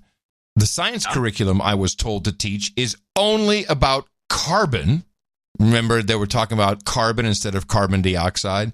Yeah. So the actual science curriculum talks about carbon and how it builds up in our systems. I teach biology, he says. Teaching kids that carbon is some kind of evil particle that we must eradicate from the atmosphere. Well, I'm not an idiot or a pussy, so I decided not to teach this way. Instead, I found the article that is below and will build an entire unit off of it. I just want you to know, and that you and John know, that there are good people working hard in the systems that exist. I always push students to question everything and explain to them the simple truths of this country and planet. The students come alive when we have real conversation and counter ideas that are presented to them. They are not combative or angry. As my years in high school grow, it's very, very clear to me the issue we have in education is about 20% high schools and 80% universities. The kids are open and interested here, but completely turn once they leave us. Love the show, always will. But that sounds like he's going to get killed. Thanks to the show, always will, man. This is my swan song. Thank you for what you do in helping all of us stay a little more sane. Yeah. By the way, he says CO2 only makes up 0.03 of our breathable air. Yeah, thanks, teacher. Yeah, it's way down there. Yeah, exactly. That does bring me to another Agenda 2030 clip of global warming. This is something odd is going on here. 3, 2, 1. A hot and fiery start for a mission that'll study the coldest places on Earth. The new NASA satellite was launched safely onto a path that takes it almost directly over the poles. Its quest to determine precisely how global warming is affecting the planet's ice. ISAT-2, as it's known, is equipped with a green laser that'll fire down on glaciers and sea ice. The faster the beamed pulses of light bounce back to the satellite, the thicker the ice must be. And if the heights are seen to drop over time, it'll indicate the ice is melting. Previous observations have shown that both Antarctica and Greenland are losing mass as warm ocean water erodes their edges. And in the Arctic, the floating sea ice has lost 2/3 of its volume since the 1980s. But the changes that are occurring are often quite subtle, and scientists say only the most exacting measurement tools can tell us what's really happening. It'll be a few weeks before ISAT is ready to start work. NASA is reassuring everyone that the laser cannot itself melt the ice it's monitoring. But look up on a dark night and you might just catch a green dot passing across the sky. I'm blind! I mean, come on. You're telling me that is this to once and all prove that the ice is melting, or is this green laser for some other purposes, perhaps, not just measuring the ice? And how will you be able to see the green dot unless you're, over Greenland or wherever it's measuring? Come on. I don't believe this is for submarine tracking or slave zapping, something like that. Somebody who knows about green lasers can probably tell us. I mean, come on. This is a very flimsy cover they've built up on this one. Looking at the ice. I have a couple of clips I want to get out of here. One is this is just a kind of a media clip. I want to recommend to people to be a little more cautious if they ever do interviews with the media, especially if you're a male. You don't want to sound like some sort of a lunatic, a wimp, or some sort of a screwball. Apparently, there was a tornado that touched down somewhere in Canada, and there's this guy that they found to interview who was very upset by this tornado because it almost took his daughter into the tornado, and he was very upset about this. But I found this to be one of the worst displays of masculinity ever heard on television. Luis braved a storm that put 6 people in the hospital, tore off rooftops, and left more than 100,000 Canadians without power. James Witter recalled watching his daughter nearly fly out of his grasp. When it ripped her roof, my daughter, she went flying up, and I'm holding her hand. And I almost let go because she was slipping, and I said, if she's going to die, I'm going to die with her. Witter's daughter survived. No one was killed in the tornado. Oh, man. Wow. This is like the Wizard of Oz. He's flying off into the tornado. Really? Yeah, sure. Yeah, but no one was killed. Nothing happened. Nobody died in this tornado. It sounds a bit like, leave Britney alone, okay? It made me fake. It sounded a bit fake. Yes. I also have you know how, I don't know why this has not caught on, but this John Brennan thing. Oh, did you see the note from dude named Mohammed? Yes, the dude named Mohammed told us he thinks that the guy. Yeah, I know. We got to find some. I have his note here. The snippet you had about Brennan had some interesting factoids that gives it some weight, as these guys may have some reliable sources. Example: the use of the term shahada, which is a declination of faith that takes place when someone converts. He says, if anyone else has more info, he says, let him know. Dude named Muhammad's all over it. And he's our resident Muslim, boots on the Muslim ground. So let's play this. This is a very interesting clip. It's not about Muslims in any way, but it makes me think that maybe they're doing I don't know what they're up to, what everyone's up to. But this is Lou Dobbs, second stringer over there at Fox. Lou Dobbs on the communist Comey and Brennan. Last night, Louis Gohmert, Congressman Gohmert, was with us here, and he put the spotlight on something that a lot of people didn't recall or even know about James Comey's political past. Here he is. I did not know until last week I saw an article from 2003 where Comey was bragging that, I was a communist until I became whatever I am now. I'd never heard that. Comey the communist. How about it? Who knew that? It's amazing. Well, we know that now. That 2003 article the congressman referred to from New York Magazine, in which Comey says this, quote, I voted for Reagan. I'd moved from communist to whatever I am now. I'm not even sure how to characterize myself politically. He's not the only member of the deep state to have an ideological turn leftward of Karl Marx. Former CIA Director John Brennan also revealing he was once a communist sympathizer during the Cold War, for crying out loud. Are you kidding me? Joining us tonight, James Kallstrom, former assistant director of the FBI. He served almost 3 decades in the FBI and a captain of the United States Marine Corps. Great to see you, sir. I never thought when I came back from Vietnam that there'd be a communist that was the head of the CIA. Exactly. Wow. Well, didn't we know that Brennan had been member of the party of this, maybe the Socialist Party? Wasn't there something there was some other news story I recall about that? Doesn't surprise me. How did this guy get the clearances, and now he's bitching and moaning he doesn't have clearance anymore? You know what, How did he get one in the first place? All will be revealed in the book. Will be dead, sadly, but it will be in a book in the future. There's someone listening to this show who'll be like, hey, I remember John and Adam talking about that. They were from the future. You want to play the second half of this? Is the guy continuing to Yeah, sure. I like this. I never thought when I came back from Vietnam that there'd be a communist that was the head of the CIA. Can you? This boggles my mind. I grew up on the FBI television show in which they were pursuing communists. I was like, "Stop, FBI!" The guy would shoot, boom, boom, and then the FBI would go, poof, dead. Or down, not dead. I was like, oh, he got him immediately. That was the FBI show. And there's one at the head of the CIA and one... Hold on a second. Don't you remember, during the Obama years, who was, of course, unlike Trump, was run by Defense Intelligence, Obama being run by CIA. Don't you remember there was a whole period where they started to make the feds look like goofy losers? The FBI, I remember us talking about it. The FBI was made into goofballs. Yeah. It was on all the TV sitcoms. The Lear guys and all the rest of them were putting these storylines in there where the FBI is a bunch of boneheads. In fact, they got to the point where they have to do a new whole series. They somehow solicited or coerced. I'm guessing coerced. Well, probably with money, which is easy enough. Coerced Dick Wolf into creating a whole new series, and he's the Law and Order guy, and all these shows. He's a famous producer. I'm surprised they haven't brought him up on sexual harassment charges because he's obviously doesn't like women. Well, he's still in the program. He's still delivering the goods. So he's doing a whole series on the FBI, and if you watch the trailers, it's coming out in a few weeks.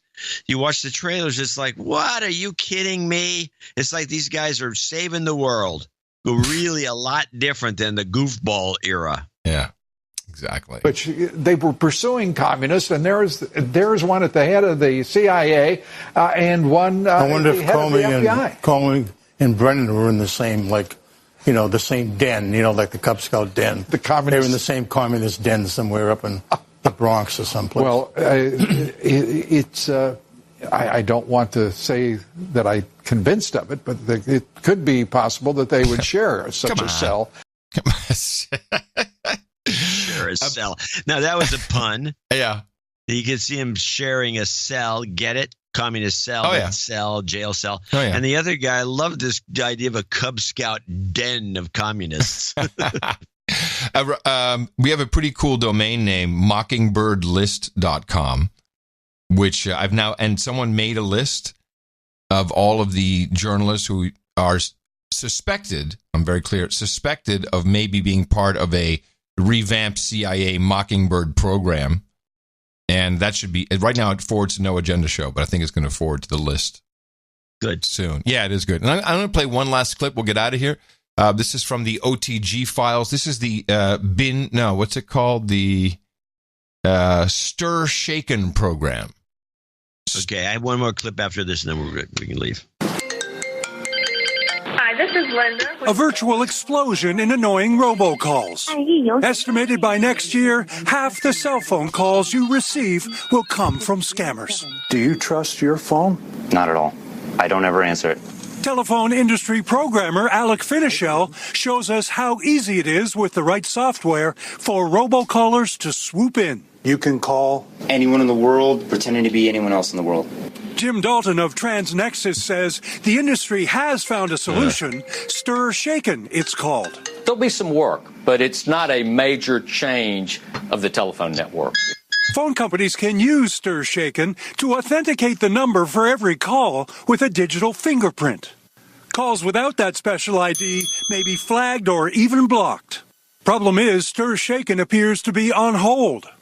The FCC tells NBC News, we believe that this industry-led effort is the fastest way and hope some companies will implement it within the year.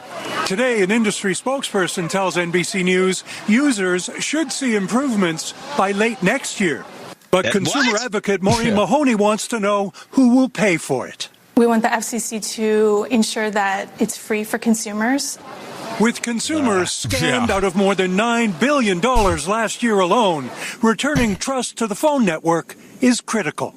Yeah, so I think the key here is, you get a verified token, which I'm not too crazy about having. Some verified thing, so you know that it's really me calling. And what happened to Pocahontas? Wasn't she supposed to stop this? Pocahontas has done nothing. She's a big phony. The amount of calls I get, and they do now is they call from 512 area code. Yeah, so I see the same phenomenon. You don't get so much because you have a landline through Sonic, and they have one of these systems implemented which blocks probably more than 75% of these fake calls. Oh, that's good. And my cell phone's always off, so I never get anything on that. Right. Now, I just wanted to play this one last clip. All right. And this is the one, and people have seen this. This is the woman, this pink lady.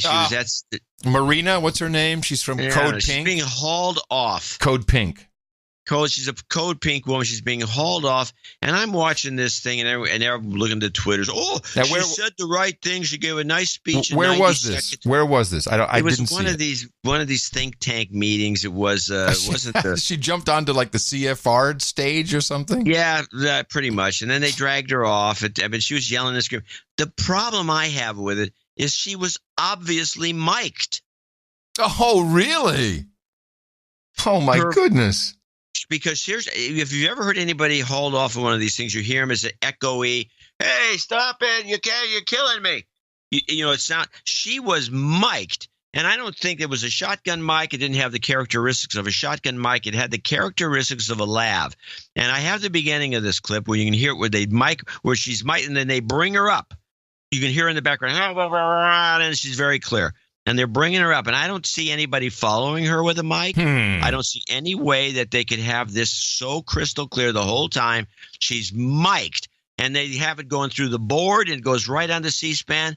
It's as phony as it comes. The most ridiculous thing I have seen. The world community wants to keep the Iran nuclear deal. Our allies are the Germans, the French, the British. They want to keep in this deal. The world community wants to keep the deal. Let's talk about normal countries. Let's talk about Saudi Arabia. Is that who our allies are? They are the biggest threat to the world community. And let's talk. You're hurting me. You're actually hurting me. The guys dragging her off are less audible than she is. Presumably, they're right on top of her. I want to ask, do you think these sanctions are hurting the regime, or are they hurting the Iranian people? They're hurting the Iranian people. Okay, what's the source of the video? You said C-SPAN? Yeah. Huh. Now it goes. She's being dragged off, and it's and she's being dragged off, and she's not at the podium. Her decibels stay the same the whole time. And she says, "You're actually hurting me," because it wasn't in the script for it to hurt. Good catch, and I think you're right. Troll she said, room. "You're actually hurting me." Yeah, troll room catch. So they're hauling her off. They're moving her out. And this entire 90 seconds is very clear, as if it's like, but who's sending this message? I think she's a sincere Code Pink person, but I wonder. The whole thing is so scamish that it really bugs me. But did you play the whole thing? I got another 30 seconds. It has a nice little ending to it. Making a case for war with Iran. How did the war with Iraq turn out? You're doing exactly the same thing we did in the case of Iraq. We don't want another war in the Middle East. Let's you want to see. go outside and give How does Iraq turn out? do that. How did You Libya turn out? You could do We that. have the people of Syria suffering. And how dare you bring up the issue of Yemen? It's the Saudi bombing that is killing most people in Yemen. So let's get real. No more war. Peace with Iran. I tend to agree with you. It doesn't sound extremely direct as I would like it for, let's say, a lav microphone, but I presume that it's underneath her clothing so that it would stay on. So the sound is consistent, and that's really the thing.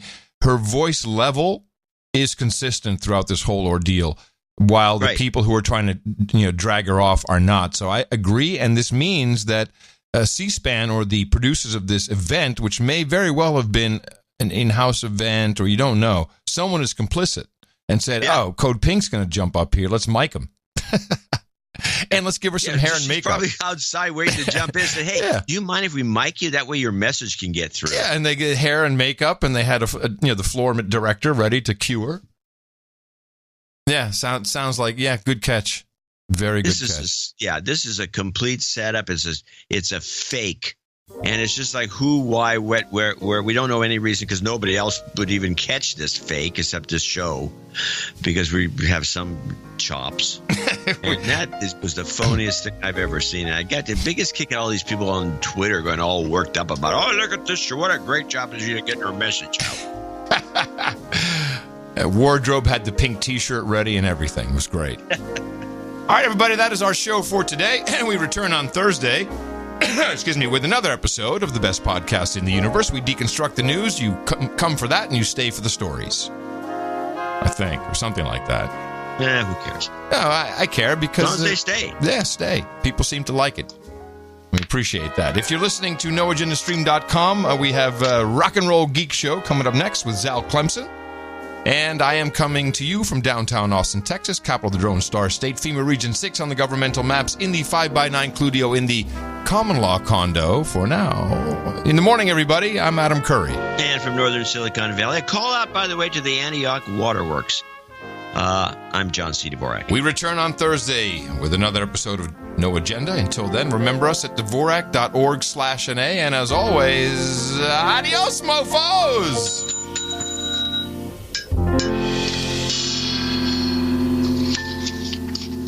Donate to a No Agenda. They give ushers week after week. Donate to a No Agenda. It's a show that's really unique. Donate to a No Agenda. Listen to John and Adam speak. Donate to a No Agenda. Science is turning into a clique.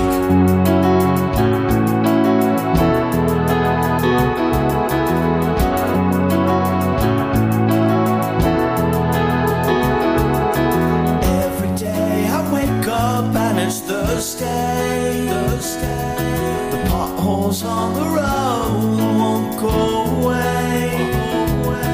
Prepping for the show like usual. Did it have a choice to do anyway? Rising intonation. Someone makes a statement, but it sounds like I'm asking a question. Non-renormalizing pitch escalation syndrome? Under mounting scrutiny. I have no reason to dispute these numbers. I was in Puerto Rico. Something you can plug in. And Republican Representative Ileana Ross-Lakeman said only a warped mind. Along roads strewn with trees. Estimated at 64, but an independent study by George Washington University, commissioned by the Puerto Rican government, 3,000 people did not die in the 2 hurricanes that hit Puerto Rico a long time later, commissioned by the Puerto Rican government. You're a businessman. By the Puerto Rican government, George Washington University, commissioned by the Puerto Rican government, George Washington University, commissioned by the Puerto Rican government to stick into fake news. Commissioned by the Puerto Rican government, drowning and injury were estimated at Puerto Rico. Healthcare per person. Incredible, unsung success. A warped mind with the Rican government stick into fake news. The president has turned to conspiracy drowning and injury rousing. At 64, Obama wasn't born in the U.S. by George Washington University. The average age at which people die. Assassination. Former president born in the U.S. You're never going to die. Commissioned by the George Washington Obama. In the last 20 years, George Washington I just gave $1 million to the Democrats. George Turning an election is an ethical thing to do. George Washington University. Puerto Rican government at the university, commissioned by the Puerto University. There might be linked to the JFK estimated. The best podcast in the universe. Dvorak.org/NA. Star Wars. Everyone's going nuts about it.